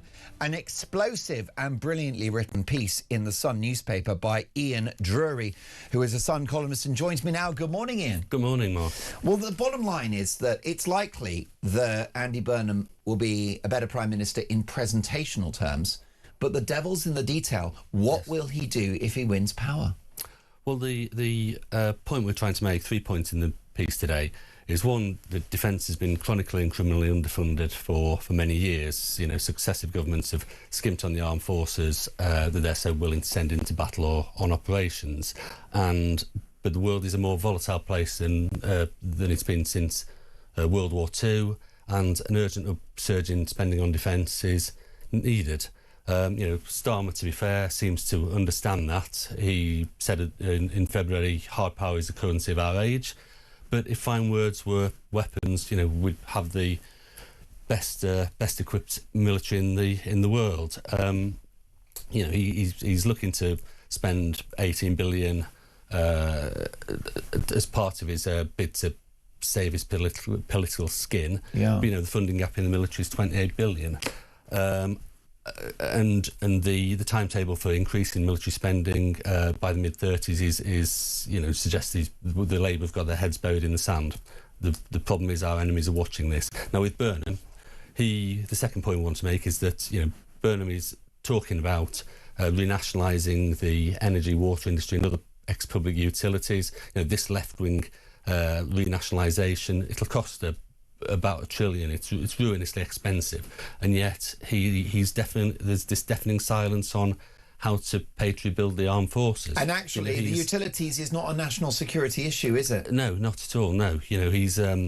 We want to know his plans to keep the country safe. We're in the middle of a leadership contest in all but name, and while he's pretending to be a local MP, the point we make today, he wants to be Prime Minister. He'll go into Parliament and almost immediately seek to topple Keir Starmer. So it is incumbent on him to tell the country how he will protect us.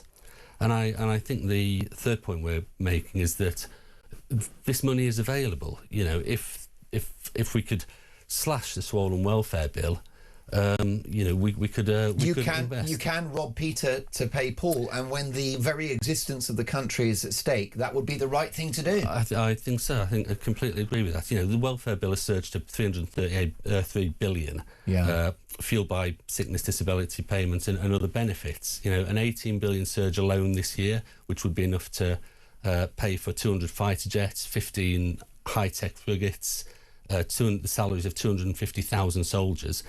We need to get a grip on this. And yes, we know that some claimants are, some have genuine claims. Of course they do. But voters are rightly angry that so much money is being shelled out on so many, skivers who stay at home while the military that keeps us safe is allowed to deteriorate. And the question is Labour willing to do that? Now, Burnham is going to be in hock to the trade unions, in hock to the left of his party. The suspicion, it's almost certain he won't do that. Well, that's the problem. And you've spoken up so strongly and so articulate, in such an articulate fashion, about the importance of defence spending. It's not a politically advantageous thing to do for a Labour Prime Minister to boost defence spending, is it? It's the right thing to do, but it may not win you any votes. That's true. There's Labour there has been a strain of anti-militarism and pacifism that's run through Labour for decades. Tony Blair himself was a member of CND. But, one of the things Burnham talks about is, reindustrialisation, building the industrial base of this country. And the defence industry, defence companies are largely based in Labour's old heartlands. The submarine yard of Barrow, the shipyards in Rosyth in Scotland. They build brilliant fighter jets and anti-drone warfare in Lancashire. And these are good jobs, highly skilled jobs, well-paid jobs. Well, you're so right. If Ed Miliband will have us believe that net zero produces jobs, well, military investment will do the same. Absolutely, and it you're protecting the country at the same time. I think these would have been in the past and would be Labour vote winners, you would have thought. Yeah. But Labour, the left is unwilling to fund military at the expense of the welfare state. And I actually think this idea of percentage of GDP is unhelpful, Ian, because actually with a shrinking economy that becomes a nonsensical metric. I wonder whether we need to actually look at the numbers. So we spend about 60-70 billion annually on our military, is that right at the moment? That's correct, yeah. Okay, well, we need to at least double that, don't we? I think in a volatile world you have to show some serious intent. It's got to be 100 bill plus. Let's call a spade a spade. I think you do. I think you do. We ever since the end of the Cold War, we cashed in the peace dividend. I think at the end of the Cold War we were spending something like 6% of GDP on defence. If you've got to get back there if you want to, stave off the threats from China. Russia is not going to stop Ukraine if Putin can get away with it. No. And it's not just planes and tanks, is it? It's cyber warfare, it's terrorism. Absolutely, that's very true. The tech of the future is going to be at the heart of defence and security, but there's no real substitute for boots on the ground and the numbers.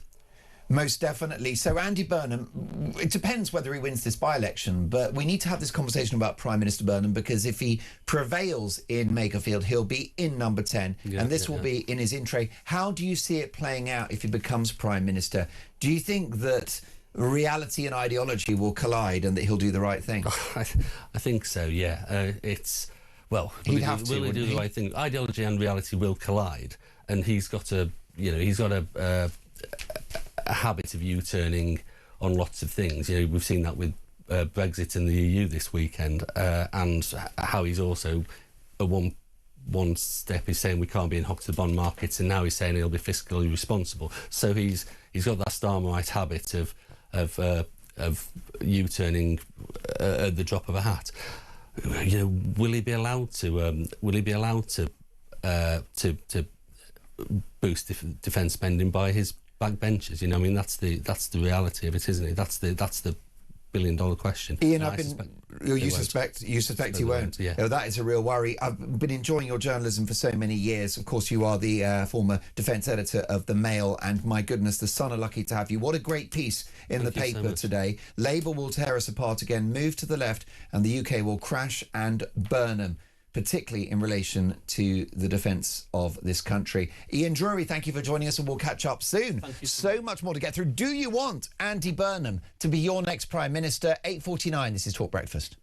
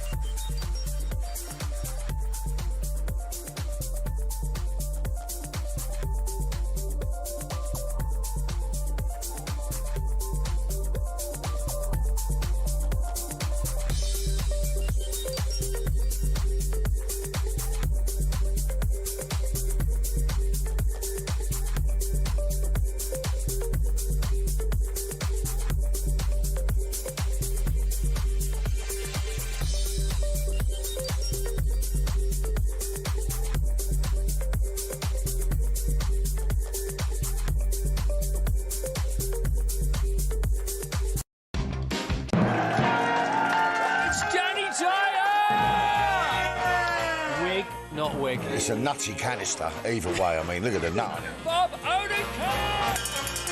Saul was great. He was just a breath of fresh air. Amelia Clark! Star Wars versus Game of Thrones. Game of Thrones, definitely. I'm loyal. Don't tell Alex Hassel! In season 2, a lot of us get our clothes off. You do know you did that in season 1? Exactly, that's true, yes. Across the UK, on DAB+, on your smart speaker, on your smart TV, and on your side. This is Talk. Lovely to have your company, Mark Dolan, on Talk Breakfast, in for the brilliant Jeremy Kyle today and tomorrow. Do you want Andy Burnham to be your next Prime Minister? We have an unnamed texter who said, "Hi Mark, I hate it when Labour say we've given a pay rise to millions of people. No, you've forced businesses to pay, and it's showing with the unemployment figures." Well, if you're just joining us, let me tell you that unemployment has risen to 5%. Hardly the party of working people. It's the party of people out of work with no job. However, let me bring you some very positive news at 8:52 on a Tuesday morning. The FIFA World Cup 2026 is almost here, and thanks to Adidas, the tournament's official match ball supplier, our friends at Talk Sport are giving you the chance to be there. Adidas are sending you and a friend to Dallas to see England versus Croatia live on June the 17th, with return flights, accommodation, spending money, tickets, and your very own Adidas official match ball trionda. Be at England's first game in the FIFA World Cup at one of the world's best stadiums. Ready to get that winning feeling? Here's how to enter. Get ready for that winning feeling.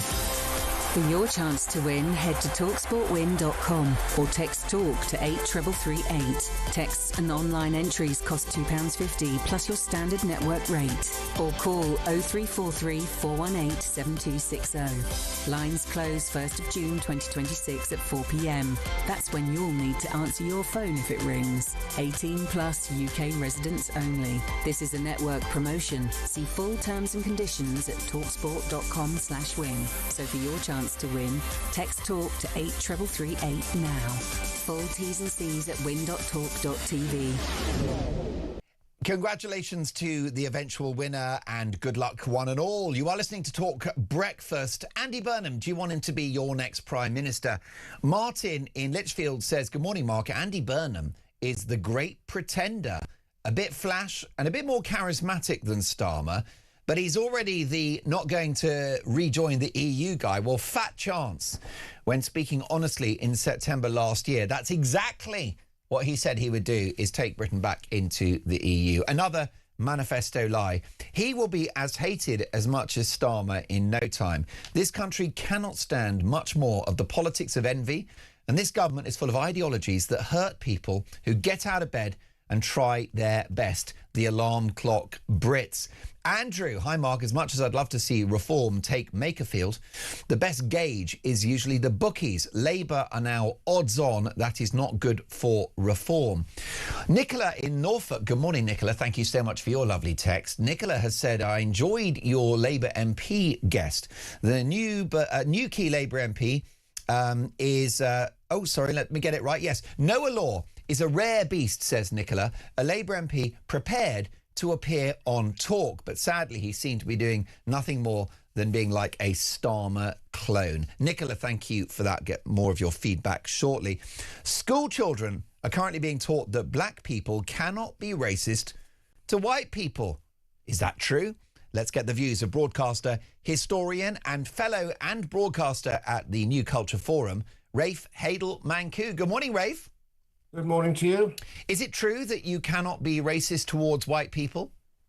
Well, you know, I've been warning for years now about the fact that we have the indoctrination of youth starting not at university, but starting in our primary schools. You know, Aristotle said, give me a boy of 7 and I'll show you the man. Unfortunately, we now have a system whereby we're indoctrinating children from the age of 5 up to 21. And it's deeply, deeply damaging. Of course, black people and Asians and others can be racist. White people didn't invent racism. This is one of the other things people say now in schools, is that the Portuguese invented racism when they first went to Asia. Racism has been a global phenomenon for millennia. You know, and in fact, when Portuguese explorers went to Japan, the Japanese referred to them as barbarians and depicted them as monkeys. Long before notions of Western racism came about, you had the Japanese thinking they were superior to everybody else. Anti-black racism in the Arab world existed for more than 1,000 years, in part because of the Islamic slave trade, which saw millions of Africans going to the Muslim world. Sub-Saharan Africans were regarded as the lowest of slaves. In modern-day China, of course, we have horrendous levels of racism. In India, racism is rife. India is probably the world's most racist country, especially towards Africans and others. In China, of course, they called slaves Kunlun from Africa, and they thought of them as frightening and ignorant. But also within Africa, you have huge amounts of racism as well, and a long history of that. In Central Africa, the Bantu were persecuted and enslaved. They enslaved the Pygmies for centuries. And in Somalia, the Bantu themselves were persecuted. In Ethiopia, the Abyssinians hunted a group called the Shakila, who was sort of from the Nile, dark-skinned peoples. So it's everywhere in the world. And as I like to say often, you know, the world's least racist countries are actually found in the West. Sweden, Britain, Canada, these are the world's least racist countries. It's time we stopped all of this nonsense. This is baseless, factless indoctrination of our youth by an increasingly left-wing teaching profession. 90% of teachers are of the left. If we really want to get some balance back into the school system, we have to change the way teachers are trained. Is anti-white racism a right-wing conspiracy theory, Rafe? We can see the evidence all around us. I mean, this is the great irony. This class, the school is now teaching people about white privilege. I would say the experience of many people who've tried to apply for jobs in this country has been one of black privilege. There are jobs which white people aren't eligible for. We know that there are lots of programs designed to essentially give a leg up to ethnic minorities, whereas, of course, all of the evidence shows that it's white working class children. It used to be just white working class boys, but now also white working class girls are falling behind the system. They are, in fact, underrepresented. So if you're going to play the skin colour game, you would have diversity in favour of young white people, ironically. And that's why this is all such a nonsense. Yes, we got the Royal Air Force saying that they don't want to hire stupid white men as pilots. I mean, the evidence of anti-white racism is rampant all around us. And of course, as befits a country with two-tier justice and two-tier policing, which also, of course, disfavors white people in the justice system and in the police system. But we also have a wider system whereby it's perfectly fine for ethnic minorities to make racial remarks about white people. But if the tables were turned and someone made a similar reference around an ethnic minority, they would immediately be fired, if not arrested. Call me old-fashioned, Rafe. Is it time to completely ignore skin colour? Is that crazy? Have I lost the plot? Well, that, of course, was Martin Luther King Jr.'s great plea to everybody to judge somebody on the character of their soul, not on the color of their skin. Unfortunately, we have become racialized. We were in a lovely position in the 1980s and 1990s when we saw people like Linford Christie or Daley Thompson performing or in sports. We never saw their skin color, or Frank Bruno. They were British. We were past that point in our lives. It's been the left's obsession with all of this. It's been the government's forcing mass migration on us that have actually made us much more sensitive and aware of race, and now that's all we see, and even Rafe, myself. We always love having you on the show. You are a true legend. We'll catch up soon. Rafe Hadelman-Koo, Talk Breakfast.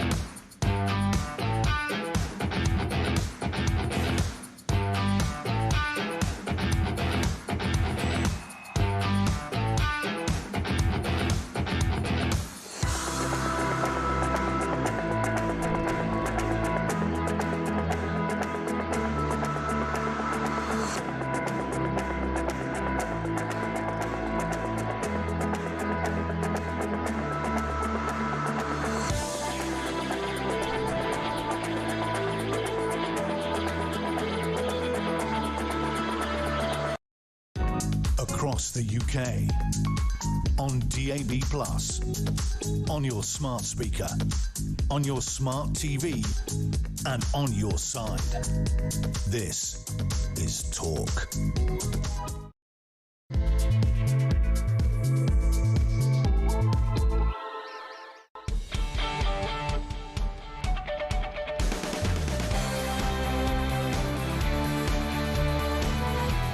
Three minutes past 9, top of the morning, Talk Breakfast. Mark Dolan in for the brilliant Jeremy Kyle today and tomorrow. Jez is back on Thursday. And breaking this morning, bend it like Burnham. The King of the North is now the King of the U-turn.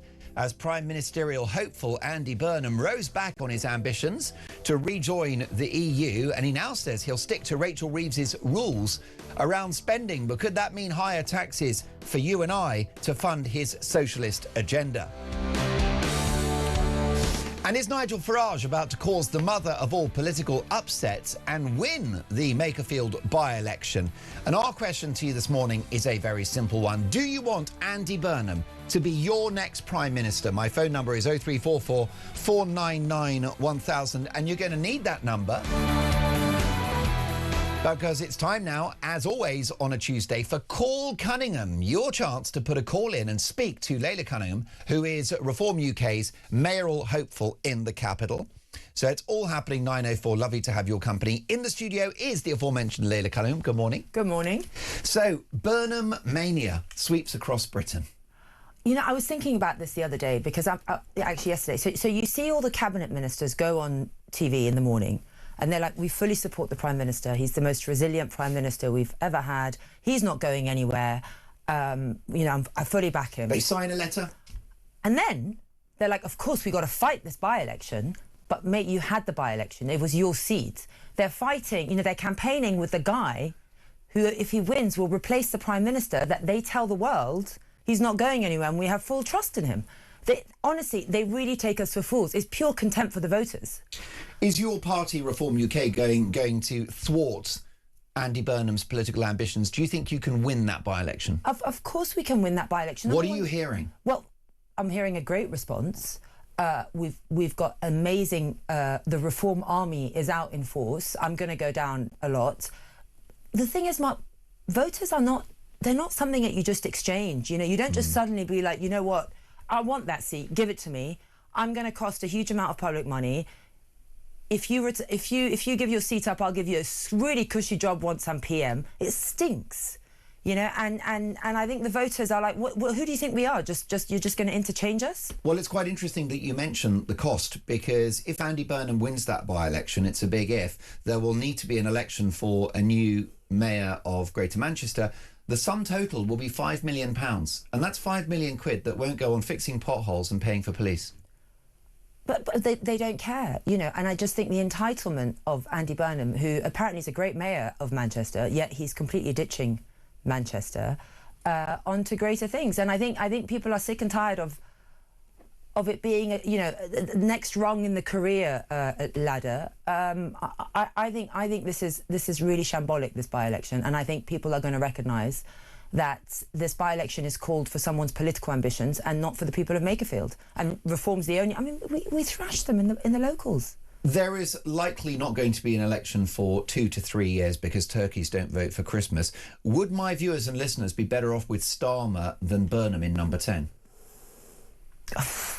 I mean, the thing is, it's the same product, just a different salesman.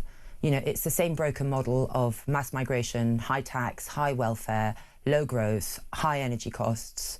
And I feel that with Burnham, we might go even further. Well, this is a guy that doesn't want Britain to be in hoc to the international bond markets. Well, I think you'll find that the Rolex-wearing financiers are keeping the lights on in the country. So I don't think we can really sort of get them in line. I think we rely on their generosity to fund our welfare state. 100%, you know, because it's definitely not the private sector, because we've pushed the private sector to the brink. We've had the biggest exodus of millionaires from this country. And what people don't realise is if the top payers leave, it's the bottom payers that end up paying everything that the top payers were meant to pay. And that's what you're seeing now. But also he talks about rejoining the EU. It's so tone deaf. You know, where he's running is that they wanted to leave. We had a biggest democratic mandate. And they just look people in the eye and go, you know what, you got it wrong. We're still kind of angry at you for getting it wrong. So us little, you know, Labour elite, we want to go back. And we know our base and our voters don't, but who cares about them? Well, if you're talking about rejoin the EU, you're not a serious politician, are you? No. Because we had the vote in 2016. We were out by 2020. Our economic growth has actually outpaced Germany's. Yes, we haven't exactly prospered, but really it's been status quo. And it remains in the gift of a future administration to deploy the benefits of Brexit. But if you're talking about Brexit in 2026, I mean, that's not where the public are at. People are not down the pub talking about rejoining the EU, are they? No, of course not, because people don't want to rely on the EU for success. You know, you have to have a government that believes in Britain. We don't have to believe in Britain attached to the EU. How about just believing, when Starmer said, you know, we want the EU at the heart of Britain. No, I want Britain at the heart of Britain. You know, how about really believing in your country that we don't need the EU to prosper? And that's the thing, because they don't believe in the country. They don't believe that we can be successful on our own 2 feet. And for me, honestly, that is why I joined Reform, because I believe Nigel's the only patriot that really believes that Britain is strong and Britain should be as strong as it can be. We don't need other countries. I mean, we do as a trade, but we don't need other countries telling us what to do. As a trade agreement, that's great. Well, of course, the press will have you believe that we somehow can't trade with the EU. We have record exports to the EU. We've had robust growth compared to Eurozone countries. And the UK still, to this day, even under this Labour government, enjoys more inward investment than Germany, Italy and France combined. So EU, I don't think we need EU. Your chance to book your place on the show. Your questions for Layla Cunningham, 0344 499 1000. Book your place on the show. Jeff has the following question for you, Layla. Does Reform need a celebrity candidate or a local candidate to take on Burnham in Makerfield? I think I don't know who they're going to pick, actually. But do you think it should be Zia? He's a big talent, isn't he? I can't comment on who the candidate's going to be, because I don't actually know. Would you like it to be Zia? Isn't it time he got into the House of Commons? I think he could make Mary Helen there. Couldn't he? Zia would be a fantastic MP. You know, he belongs in the Houses of Parliament. He'd be excellent. So next month he should have a crack. Would that be your advice? If you had Nigel's ear, would you say? I don't know enough about making. I don't know, and I'm not gonna speculate on who the candidate would be. But all I can say is the candidate will represent everything that Reform represents. And that's why we won so magnificently in the local elections, and may it continue. You know, people voted for us for a reason, and they'll vote for us again for Makerfield for the same reasons. Sarah has asked, Lee Anderson has taken over as Reform chairman. Do we know why this has happened? I think Lee's a fantastic... I love Lee. I want to see more of Lee. Lee's so good on TV. He's like you. He's authentic and real, isn't he? Yeah, and he's got a great sense of humour. You know, I told Lee... Correct. Very dry sense of humour, isn't it? Dry, you know, and it's witty and it's sharp. And I've always told him, Lee, I wish we could see more of you. I think you're great. You know, he was the first one, and he pointed something out on X today. That is, he ran under every party and he won himself. Same people, same voters. That is a man that fights for his constituency, and people recognise that. And I think he's a great face for Reform. Now, the economy is in a parlous state at the moment. We've got non-existent growth, spiralling debt. We've also got the breaking news that unemployment has risen to 5%. Now, that's not exactly the party of working people, is it? It's the party of people out of work. Well, I mean, exactly. So the problem is this government, and governments before that have treated government growth like a slogan. They've treated growth as a government slogan where they feel that it's up to the government to create growth with cash injections. But they don't realise that growth actually comes from the grafters, the risk takers, the business owners, and they're the ones they're punishing day in, day out with more employer tax. And then you can't, they say, oh, you know, you want to decrease minimum wage. You can't increase minimum wage without growth, because what happens is employers either reduce hours, cut hiring people, or increase costs. And that's what exactly you're seeing. What's happening. That's exactly what's happening. And normally, and you have seen that youth unemployment's gone up, and the reason why is because it's the youth that take those entry-level jobs, and people aren't hiring them anymore. And so what does the Labour Party do? Oh, you know, we've got a cash injection to increase youth employment. Why don't you just let the markets decide? Why don't you let growth happen from people who are really taking the risk in this country? But we punish risk. We don't reward it. And the issue we've got with increasing the minimum wage for young people, as I've said it before earlier in the show, the road to hell is paved with good intentions. On paper, that's a laudable policy. Of course. But the law of unintended consequences, the reason why businesses hire young people is because they're cheap. Exactly, and they can, and then they train them, and you know, they're investing in these young people to be, you know, eventually earn more. But the government doesn't seem to understand that, and they don't seem to understand basic laws of economics. It's quite remarkable. Do you take some inspiration from Andy Burnham's performance as the Mayor of Greater Manchester, given that he's known as the King of the North, that he's transformed local travel infrastructure. The yellow buses have been very popular, brought it all under one unitary authority. Quite a lot of plaudits for economic growth in Manchester. So is Andy Burnham in some way an inspiration for you, given that you'd like to be Mayor of London?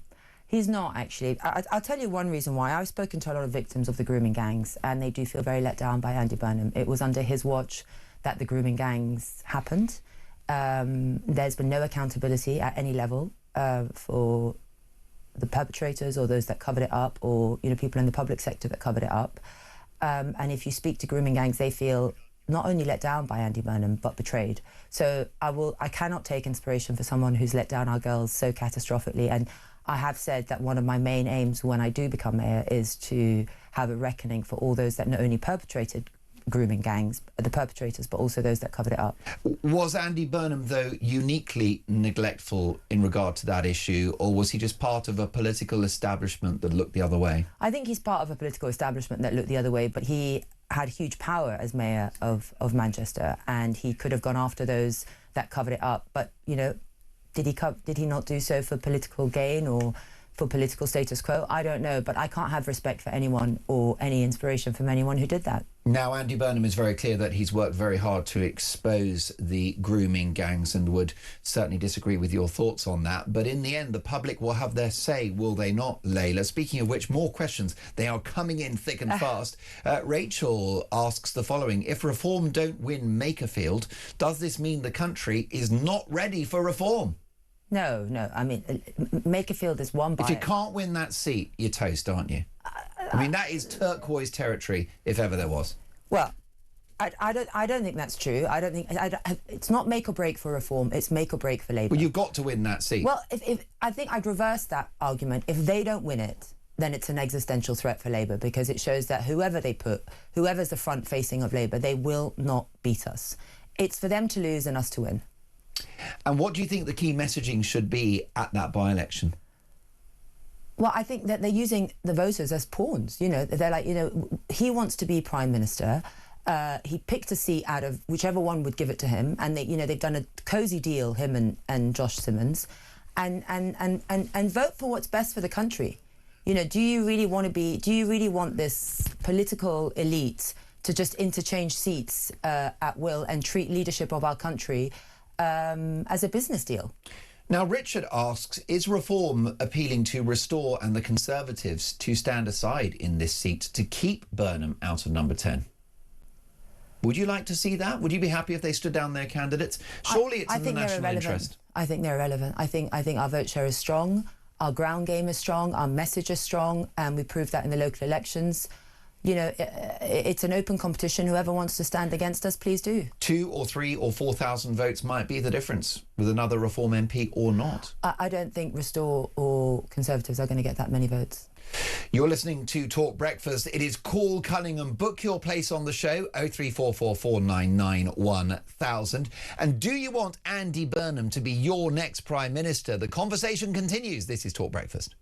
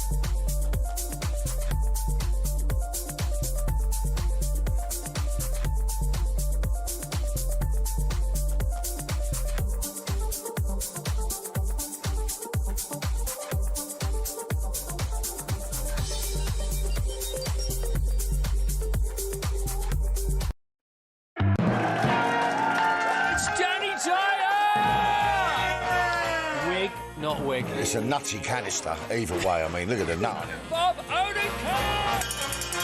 Saul was great. He was just a breath of fresh air. Amelia Clark! Star Wars versus Game of Thrones. Game of Thrones, definitely. I'm loyal. Don't tell Alex Hassel!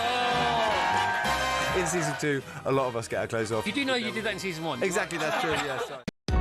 Across the UK, on DAB+, on your smart speaker, on your smart TV, and on your side. This is Talk. 9:19 Talk Breakfast. Do you want Andy Burnham to be your next Prime Minister? That is the conversation we are having this morning. Paul says, Mark, please will you stop calling Burnham the King of the North? It's upsetting to most people in the North. Thank you for that. Simon has asked my studio guest, Layla Cunningham, does Layla think Andy Burnham would take us back into the EU if he became Prime Minister? I do. I think he'll take us through the back door, for sure. You know, and what that means... You know, people voted... The thing is, people didn't just vote for economic reasons for Brexit. They voted for sovereignty. They voted for control here. They didn't want European bureaucrats telling us what to do. And that's what they love. You know, they love the European bureaucrats telling us what to do. They're real... And that is globalists. Because I think... I've said this before, you know, a patriotic leader asks one question, what's best for Britain? And that's what Nigel has always asked. Even you see him in the European Parliament. But we've had leaders that's not asked that question, that have given away our sovereignty, chipped it away slowly at the cost of global partnerships that have not benefited the people of Britain. Don't forget, Tony Blair, and I think, you know, Burnham was in his government, he inherited net migration at the 50,000. He left it at it was 250 when he left. And he didn't impose any transitional controls. So everyone could come to our country and have full access to everything that a British person had. And what that happened was it suppressed wages because, you know, that suppressed wages and suppressed growth and suppressed skills. And divided communities. And divided communities. Unprecedented levels of immigration. And they undercut the very working class that they were meant to represent. That's what they did. And it was those Labour heartlands that were most impacted by the open border policy, exactly. which, as you say, didn't need to happen. This was opening the border to the east, which was above and beyond what the EU were requiring of the UK. I suspect Blair did it because of two things. One, he's a globalist with a global interest rather than a national one at heart. And the other reason is, I think at the time, he wanted a big job in Brussels. And that's what I mean. They want a global... They believe that in global partnerships, whereas we believe in Britain. But not only that, so they created the conditions that brought about Brexit, right, by not imposing transitional controls. And then they had the audacity to campaign for Remain. And then after Brexit won, they had the audacity to call the people that voted for it as bigots and racist, and still do. And now they look them in the face and say, listen, we still haven't gotten over the fact that you didn't vote for us, that you got it wrong, the voters got it wrong, that we're going to take us back. It's complete contempt for the voters. Alan asks, is Andy Burnham more of a threat to Farage than Keir Starmer? No. The whole Labour Party is a busted flush right now because, as I said, it's the same product. What's Andy Burnham's better at politics, isn't he? That's a problem for Nigel. Is he though? Is he though? He's just... And he's got a footprint in the Northwest, which is a heartland for Reform UK if you're going to win the election. I mean, you say he has a footprint. If he becomes Prime Minister, you're in trouble. But that's what... I don't believe that. That's where we did really well in the supposed Burnham heartlands. In the local election. So I'm not sure what this Burnham effect is. But second of all, is he really good at politics? This shambolic by-election. Why doesn't he just wait 2 years and stand as an MP instead of causing this whole by-election that really stinks of insider trading almost, you know? There are many Labour voters who are flocking to the turquoise cause of Reform UK because they can't stand Starmer. If Andy Burnham gets into number 10, they'll go back to him, won't they? I don't think it's because they... Farage will hemorrhage support in the Red Wall if the King of the North becomes Prime Minister. It stands to reason. I don't think it does, because we've just had the poll of polls, which is a local election, where nobody was flocking. Well, that was Starmer's Labour Party. That was nothing to do with big Andy Burnham. Honestly, I don't... Popular figure. I mean, he's loved by millions in the Northwest. Is he? I'm not sure. I think he's overpriced. And honestly, it's the product, it's the final product that Burnham's going to deliver to the country. And is he going to change the status quo? Is he going to decrease taxes? Is he going to stimulate growth? Is he going to make energy prices lower? Is he going to stop mass migration? I don't think so.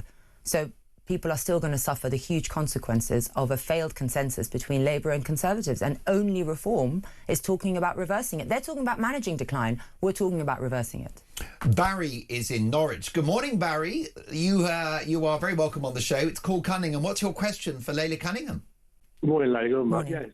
Yeah. I'd like to ask regarding immigration. Right, are Reform going to stop the boats? Are Reform going to shake up the welfare system and stop paying foreign nationals universal credit and every other benefit they get, and start looking after the British people for a change and not everyone else? I want to know if that is going to happen, because these boats are coming across 1,000, 1,400 people a day. We've had 200,000 people come across the channel illegally since 2018. Right, the area I live in Norwich is totally changed from what it was. It's totally and utterly changed. Can you describe it to me now, Barry, how it's changed? It's just it's just full of foreign nationals. I mean full of them. I've got there's 3 hotels in Norwich that are packed full of illegal immigrants, who are, while I'm going to work, I don't mind going to work and working for people who claim benefits, who are British and who need benefits, but I am just sick and tired of paying high rates of tax and going to work to put up people in hotels. You ain't got to worry about water bills, you ain't got to worry about gas bills, you ain't got to worry about food bills, you ain't got to worry about rent, all the stuff that I've got to worry about. Barry, what a brilliant call. What do you think? Because Barry there loves the gift, loves the gist of what you're offering in Reform UK. Well, he asked if we are worried it won't happen. Well, Barry, that is what we are here to do. So right now we have, as I said, when the boats arrive on our shores, they're illegal migrants until the moment they set foot and they say the word asylum and they become asylum seekers. Once they become asylum seekers, they get full access to our benefits. The country somehow thinks that we have a duty to house them. And you're right, they're housed in 4-star hotels, they're housed in HMOs at the cost of the British taxpayer. That's going to stop. We are going to make it. You enter this country illegally, you are an illegal migrant and you will be detained and deported. There's no ifs and buts. Right now, only 1% of illegal migrants are prosecuted, because once they become asylum seekers, that crime is neutralised. That's going to stop. Second of all, foreigners should not claim benefits in our country. Full stop. It is completely outrageous that the British taxpayer is paying for people, illegal or legal, that come to this country and claim benefits. You know, the reason why Dubai is such a success is because there's one type of visa. You come and you work and you support yourself, and once you can't, thank you very much for being here, but you can no longer stay here because you cannot support yourself. And that's what we have to go back to here. For instance, Barry, in London, you know, you have a young man who's earning £60,000, good job, went to university, he's British. After he's paid national insurance, taxes, council tax, the whole lot, rent, which is at a huge cost, you know, he can't afford to save for a home. He can barely make ends meet. He doesn't have any disposable income, yet he's in the top 85% of earners. You get someone who's just arrived on a boat, who's been granted asylum and then granted refugee status. He's housed in a Zone 2 flat for free, doesn't have to worry about all the bills. And to put that into perspective, someone who arrived on our shores illegally has more housing security in our city than someone who is born and raised here, went to university, has a good job, who doesn't have any housing security and eventually will have to move out probably because he can no longer afford to have a family here. That is the truth of the matter, and it is a betrayal of our young people, and it's a betrayal of you, Barry, who goes out every day to work. And as you say, our welfare state is massively overburdened by foreigners. Well, Barry, I'll come back to you in just a second. Now, you said that no foreigner should get benefits. Would that include those who have settled status? Yes, if you're not British, you should not claim benefits. Is that politically realistic? We're going to remove the indefinite leave to remain, and it will be a visa thing, because we don't believe. And will you reverse those who have settled status? Yes, they'll have to apply for a visa. And this is what any normal country does. Is it the British way to reverse settled status? Isn't the point about settled status clues in the name? You get to stay. I think the British way is to analyse the situation on the ground. Any government has a duty to its people to not be bound by previous policies that are detrimental to the country. And so it is our duty to say ILR is not working, indefinite leave to remain. It is costing the taxpayer too much and we have to do something about it. Any decent government would recognise that it has to change. We cannot afford it anymore. And listen, any country has a visa with certain requirements. And we don't think that the British nationality should just come at the end of a time period. It should be tied to contribution, assimilation and integration. Otherwise, we lose the very fabric of our country, and that's what Barry's talking about in his town. But has the policy of no benefits to any overseas nationals in the UK really been thought through? Imagine, for example, a Nigerian nurse that breaks her leg and cannot work in the NHS for 3 months while she gets better. Or what about those who work in care homes who are filling a skills gap that exists in this country, who may need in-work benefits in order to continue to exist? Well, I believe that we should make it more attractive. What happens to them? Well, I think we need the British people to start working. We have 9 million people. We have millions of people out of work who could work. We can always have made-up scenarios, but the truth of the matter is... Those would be real scenarios, wouldn't it? Nigerian nurse that's broken her leg, she can't work, she literally can't get to work. What's she going to do, starve to death? Well, she should... Well, I mean, that is a point. But the point of the matter is the fundamental... policy will be that if you're a foreign national, you cannot come and claim benefits. And listen, once foreigners know that, it will no longer be attractive. There is no benefit welfare system in the Middle East. There's no welfare benefit system in Pakistan or Bangladesh, right? Why do they come to this country? They don't come because they love it, because they clearly don't, some of them. They're not here to assimilate or integrate or embrace our British ways. No, they come here because we are mugs, and we will just pay for them to come, get low-skilled, low-wage jobs, and we will subsidise their way of life. And that is no longer affordable for us. And not only that, it's breaking the fundamental fabric of our country. Barry, briefly, if you can, are you happy with Layla's answer? I am, yeah. I just want to see it put into action. You know, if I went to Australia or America or any other country, I wouldn't just be able to rock up at the airport, start claiming benefits, get free healthcare. I need to have a certain amount of money in the bank. I need to have a job when I get there. I need to show their government that I can look after myself. It just seems to be this is the only country in the world where people can rock up, get benefits and get handouts and get everything else, while the citizens of this country, the people who are born and bred here, have to work their backsides off to keep everyone else in luxury. And Barry, the sad thing is that if you complain as you do now, the Labour Party look at you and say that you're spreading hate and you're divisive and racist. That's what's going on here. Hate is only defined by the Labour Party as people who want to defend our country. But you can, you know, say death to the West, death to Jews on our streets, and that's not deemed hate. Great headlines from Reform UK and Layla Cunningham, but can they deliver in power? 9:31, this is Talk Breakfast.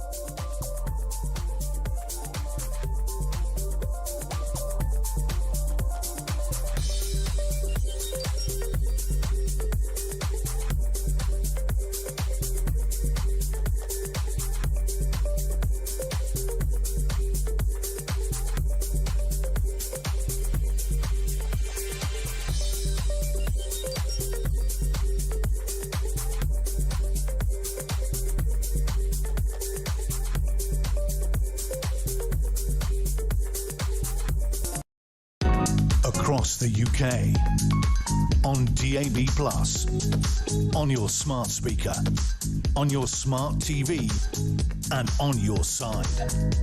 This is Talk. You are listening to Talk Breakfast. It is Paul Cunningham, 9:32. And let me tell you, the switchboard is melting. A big response to my studio guest, Layla Cunningham, Reform UK's mayoral candidate for London. Here's a voice note from Sean on the leadership of the Labour Party. Morning, Mark. Sean from Grimsby here. I've got a question for Layla when she comes on. And the question is that if Reform get into number 10, will you change the rules so that if a sitting Prime Minister is ousted by his own party, the default position is a general election? Thank you very much. Thank you, Sean. What a great question. Should there be a new election for every new Prime Minister? I think there should be, but, I don't know if that's going to be... You'll be held to that, Layla. I will be personally, but that's not reform policy, but... It's going to be awkward when you replace Nigel in 5 years' time. Well, that's the difference between us and other parties. We fully are back Nigel, and that's why people say, we're a one-man band. Well, you know what? We support our leader. We have full confidence in him. We recognise that the country does as well. But we do have a kind of presidential election now, in a way. As you said, it's Starmer's government. It's not the Labour government. Burnham thinks that when he comes in, he'll save the party. So it is kind of a presidential thing. So if you do change the leader, there has to be a general election, especially if you're going to change the mandate as drastically as Burnham is suggesting. That's democracy. It'll be and Burnham's called for that before, by the way. Well, he has, of course he has. And there we are, once again, double standards from the governing party of this country. Whilst we fix your microphone, let's take a call from Herbie in Harrow. Herbie, welcome to Call Cunningham. Good morning. Well, Layla, if Andy Burnham gets in, we've been in a worse state than what we already are. But, reform needs to know we are the repair shop on the march to get this country right again. But we need to talk to the people and explain to them why they should vote for reform. I managed to achieve this in Bungay, funny enough, at the election, and I came second, which was a great thing because it's now told to people, and they appreciated that I was speaking to them to explain to them what we were there for. It was definitely different. Well, there you are. Your reaction to what Herbie had to say. I didn't hear that. Oh, well, basically, the headline for the entire reform project is about delivery, isn't it? Yes. Because you have policies that are very attractive to a lot of my viewers and listeners, but it's about whether it will happen in office or whether Farage folds to the blob and to the political will of the entire establishment. And every time I get asked this question, and it really shows how people have been let down by government, that they don't even trust that any government can deliver. And that's because there has been a cosy consensus between Labour and Conservatives. No matter who you vote for, it's the same trajectory. It's the same broken model of mass migration, high tax, high energy costs and low growth. That's effectively what we've had. And people say, will Nigel fold? I don't know if people have watched Nigel in the past 30 years. This man is not for turning. He doesn't fold. He believes he has a mission. We are all here for a mission. And unlike the Conservatives and Tories, we're not here to serve a party. We never have been. A lot of us have taken, when I left the Conservatives to join Reform in London, the first London councillor, I was called racist, divisive, done for by the Conservative colleagues. We are here to do something, and we are here to do the radical change that happens. And if someone in the blob doesn't want to, see through the political mandate that we will get, then they're going to have to go. Does it worry you that Nigel... We're not here to play nice, Mike. Well, Mark. I'm glad to hear it. No more Mr. Nice Guy or Nice Girl. But does it ever keep you awake at night worrying that all of the political goodwill and faith that people have in the reform project could evaporate when they win power, perhaps because they're ground down by the blob? Does it worry you that reform may struggle to deliver its agenda? What if there is disorder on the streets? It doesn't bother me at all, because I know how determined we are, and I know. And listen, I put anyone on notice, any unelected body, whether it be the House of Lords or the blob, that wants to frustrate the voters' intention. What we've had now is power coming from the top to the bottom to the people.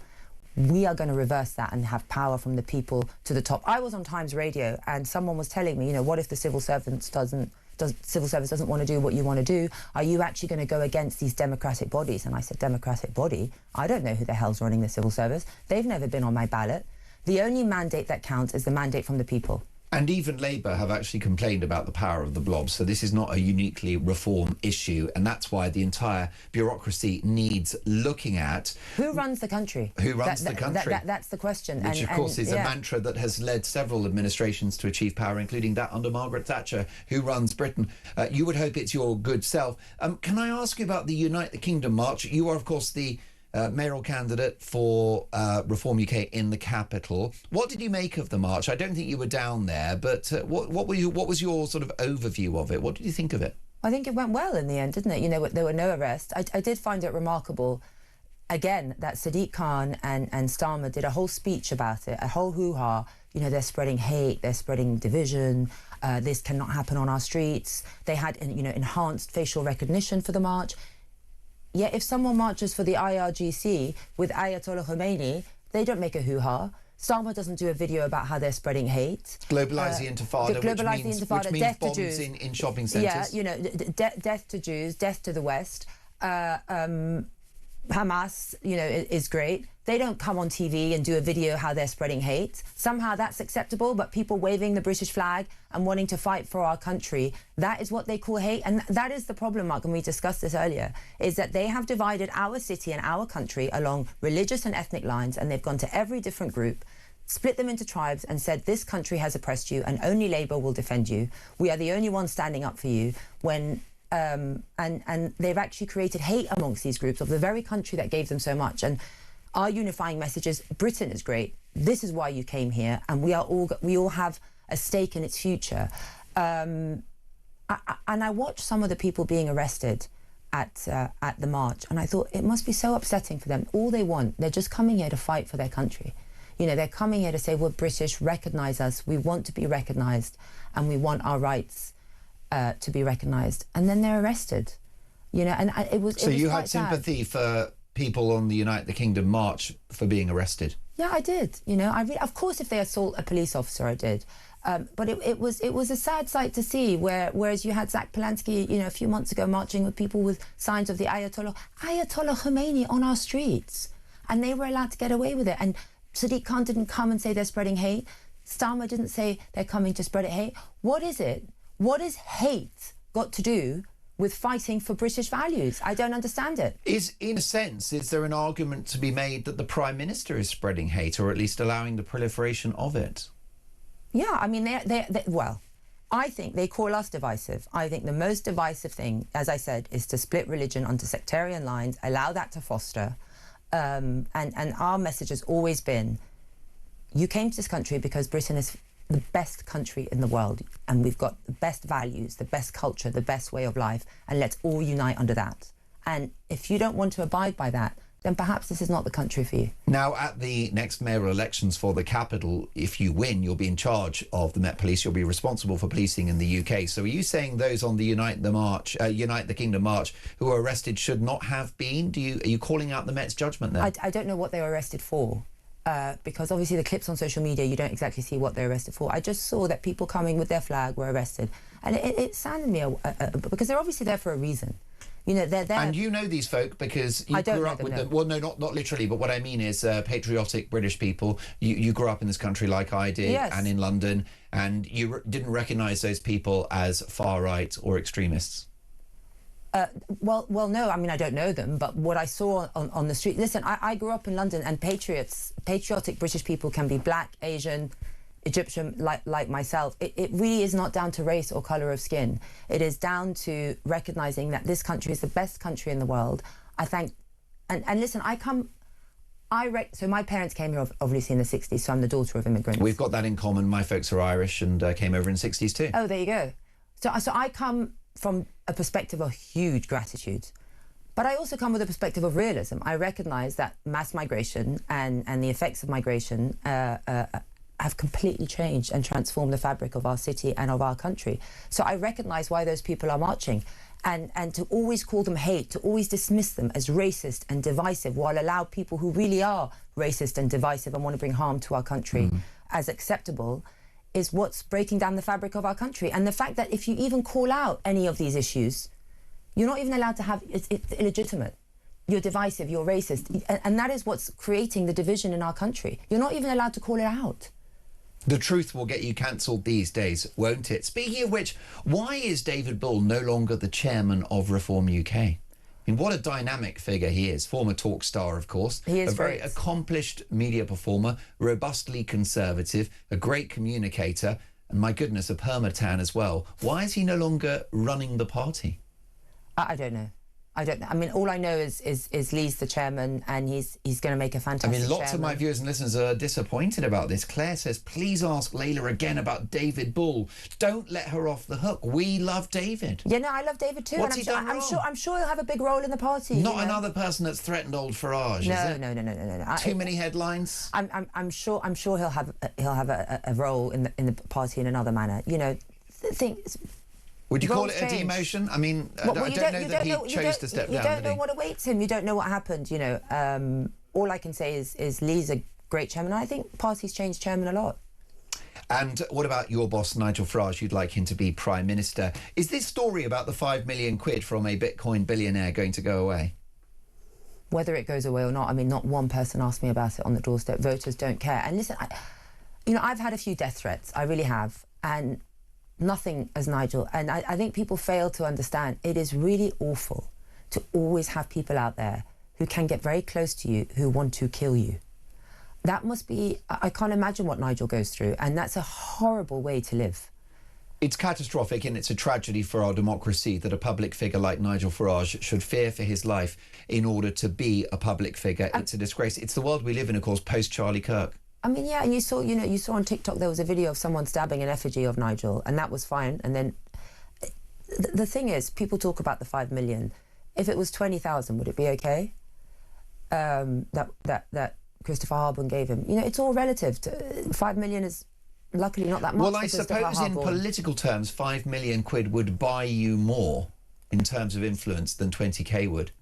I mean, you could play tennis. You could play tennis with Boris Johnson. It depends. For 20 grand is one thing. 5 million, you might expect that to be consequential. You know what these billionaires are like. They don't waste their money unnecessarily. You know what? If I was a billionaire, I'd give Nigel 5 million. I'd give him more. I'd give it whatever it takes. And what would you like back? I would like him to be... Lower taxes? No, I'd like him to be Prime Minister and save this country because I believe that he's the only one that can. And if I had that money, I would give him everything I can because it is essential to the future of our country that Nigel is safe and alive at the next election and can lead us to greatness again. Billionaires are transactional. They don't splash cash around unnecessarily, willy-nilly. That's why they are billionaires. What does this man want from Nigel Farage? Billionaires, some billionaires are transactional, others are patriots. It's not a tray of Ferrero Rocher, is it? And a bunch of flowers. Yeah, but it's £5 million.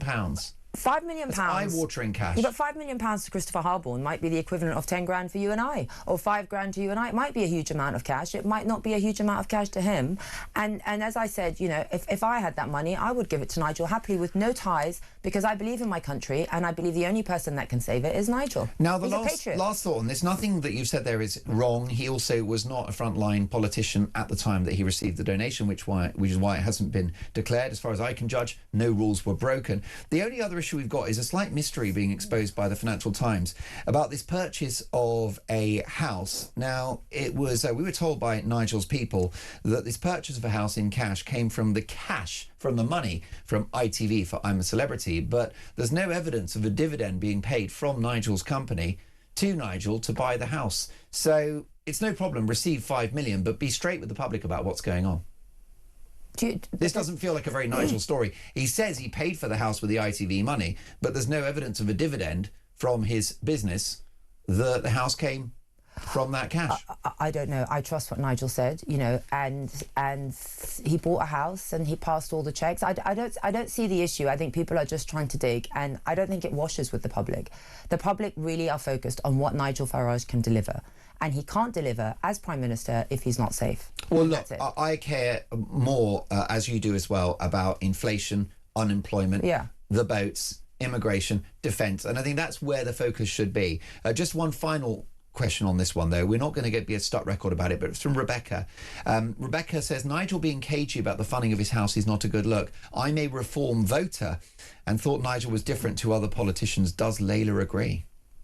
I don't know if he's being cagey. He bought a house.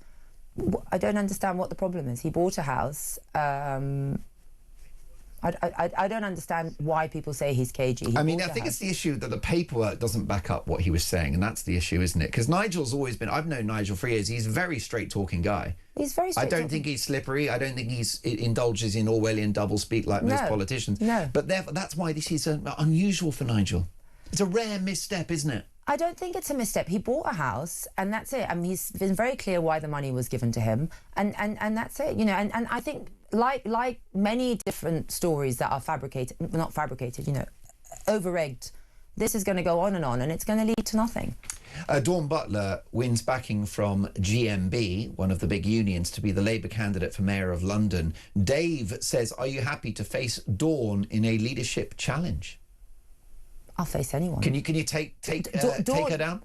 Dawn Butler is the prime MP who causes division in this city by going to different ethnic minority groups and different religious groups and telling them this country has been oppressed. She fosters division when we should be fostering.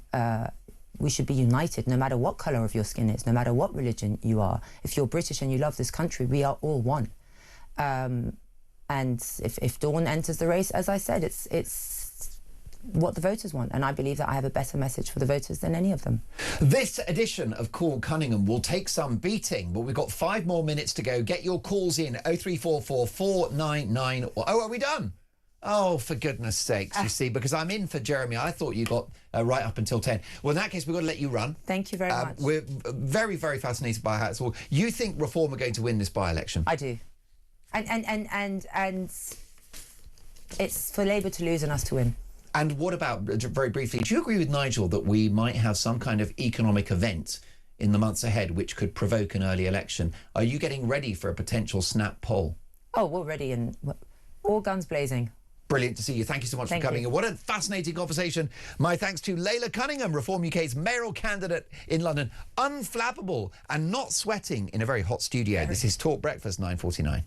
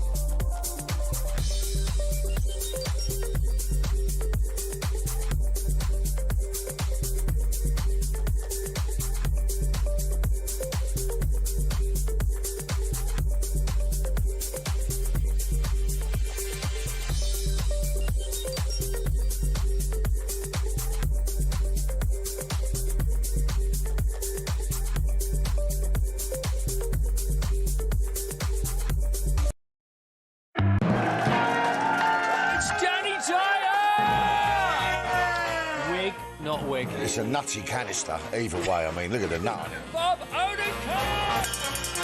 Saul was great. He was just a breath of fresh air. Amelia Clark! Star Wars versus Game of Thrones. Game of Thrones, definitely. I'm loyal. Don't tell Alex Hassel! In season 2, a lot of us get our clothes off. You do know you did that in season 1? Exactly, that's true, yes. Across the UK, on DAB+, on your smart speaker, on your smart TV, and on your side. This is Talk.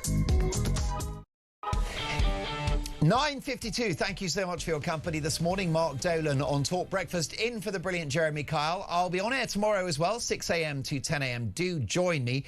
Jezza's back on Thursday. So, Andy Burnham, what chance of him winning this local election, this by-election in Makerfield? Who better to ask than former Labour official, broadcaster and political commentator, a very old friend of mine, Richard Powers Saeed. Good morning, Richard.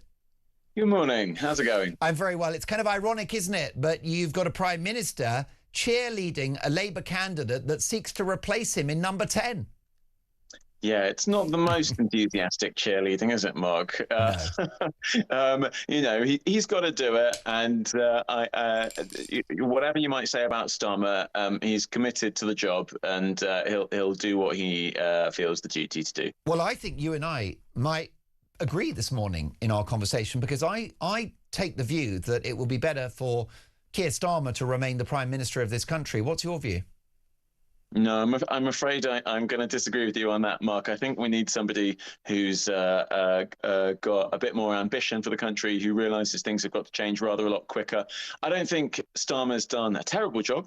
I think there's lots of things that he can be proud of that most of us aren't talking about most of the time. You know, we've just had fantastic protections introduced for renters to protect them from dodgy landlords, something that the Tories and indeed the coalition, Lib Dems, refused to do do for decades. We've just had new legislation to protect people from who are contractors from late payments. It's a thing that, again, people have been crying out for in this country for so many years. Starmer and Reeves, they've done a fair amount in terms of increasing investment in this country in order to create the jobs of the future in manufacturing and industry. Again, this is something that other parties have refused to do for decades. But the fact is, it's not going quick enough. We need somebody who's going to, put their foot down on the accelerator. I think that's Andy Burnham. Well, Richard, I might use this huge platform on Talk to campaign to save Starmer, because let's look at the positives of keeping the Prime Minister. The international bond markets, upon whose largesse we rely to keep the lights on, are very keen that Starmer stays in number 10. Whenever there's a suggestion that Andy Burnham should replace him, the cost of government borrowing goes up. And also, we've got the excellent policy from the Home Secretary of ensuring that folk who wish to remain in the country to have settled status will wait 10, not 5 years for that privilege. They will have to have a command of the language, be economically productive and not have a criminal record. So that's a very, very positive, outstanding policy from this Labour government, and it will go up in smoke if Starmer leaves. Well, let's tackle that thing about the bond markets head on. Firstly, Burnham's just announced yesterday he'll stick to Rachel Reeves' fiscal rules, which are, they're so tight that you hear plenty of centrists, people on the centre right, saying they're too tight, they're constraining what the government can do. But there is the argument against that is that it's a way of reassuring bond markets, and that's a necessary thing for any government to do. So Burnham's been really clear on that. Well, the best thing you could do to reassure the bond markets is to keep the same Chancellor. If Burnham gets in, we'll have a new Chancellor, probably Ed Miliband, at which point the cost of gilt yields will skyrocket. I think there's a really interesting tension that you're describing there, Mark. And it's a tension between, do you want to focus on being so cautious that there's never any chance of anybody in the city complaining about what you're doing? I love that. Or that's my dream. Do you? Right. Well, I'm going to say the other option, Mark, and then I'm hoping you're going to say, oh yeah, that does sound quite good as well. Or are you going to reverse the decades-long failure of governments to invest in our economy? Because other equivalent economies to the UK that are doing much better didn't make that mistake over the last 2 decades, right? They didn't refuse to invest, and as a result, they're in a much better situation economically. And over that period, they've created far more in the way of manufacturing and industrial jobs than the UK has. We've been losing them, right? Well, I don't think you invest in Are we going to carry on making that same mistake? I think you invest in public services and infrastructure. I don't think you invest in economies. What you do is stay out of the way and let businesses do their thing. If you don't let businesses do their thing, you get unemployment of 5%, which is the breaking news this morning. So I bear in mind. That's two Mark, budgets. We've had Rachel free Reeves market budgets have caused unemployment to rocket to 5%, isn't it? That's why it's happened. No, it's because of the lack of investment between 2010 and 2 years ago. We all know perfectly well that employment We had no unemployment under Rishi Sunak. It was a trivial figure. It was a rounding error. We all know perfectly well that employment is determined by much longer term things than what the government's done over the last 2 years. The fact is that if you just suddenly take away government support and coordination for the economy, you get an economy like the UK's. It's a very long-standing problem in this country, and it's why we're so behind our neighbours. So look at Germany. Look at Germany and look at how incredible their economy's done until the gas crisis upended them, which is really bad for them. They're not doing great right now. But the reason that they were in such a better position when the gas crisis happened was because they'd invested in their economy over decades. That's what we need to be doing. OK, now, Richard, fascinating thoughts. Briefly, if you can, do you think that Andy Burnham will win this by-election? Yeah, I think he will. You know what? He grew up round there. He lives nearby. Years ago, he said, "Screw Westminster. I want to be mayor of this area." He's committed to it in a way that obviously Nigel Farage isn't. And whilst Andy Burnham's saying we've got to have taxes on the super rich, and Nigel Farage is saying let's take £5 million from a billionaire whose taxes I'm going to cut. Richard, we always love having you on the show. Fantastic to see you again. Catch up soon. My thanks to the excellent Richard Powers-Said, former Labour official and broadcaster, live in the studio, Julia Hartley-Brewer. Very good morning. Can we talk about the important story today? Why have you got a pair of glasses on and two pairs of glasses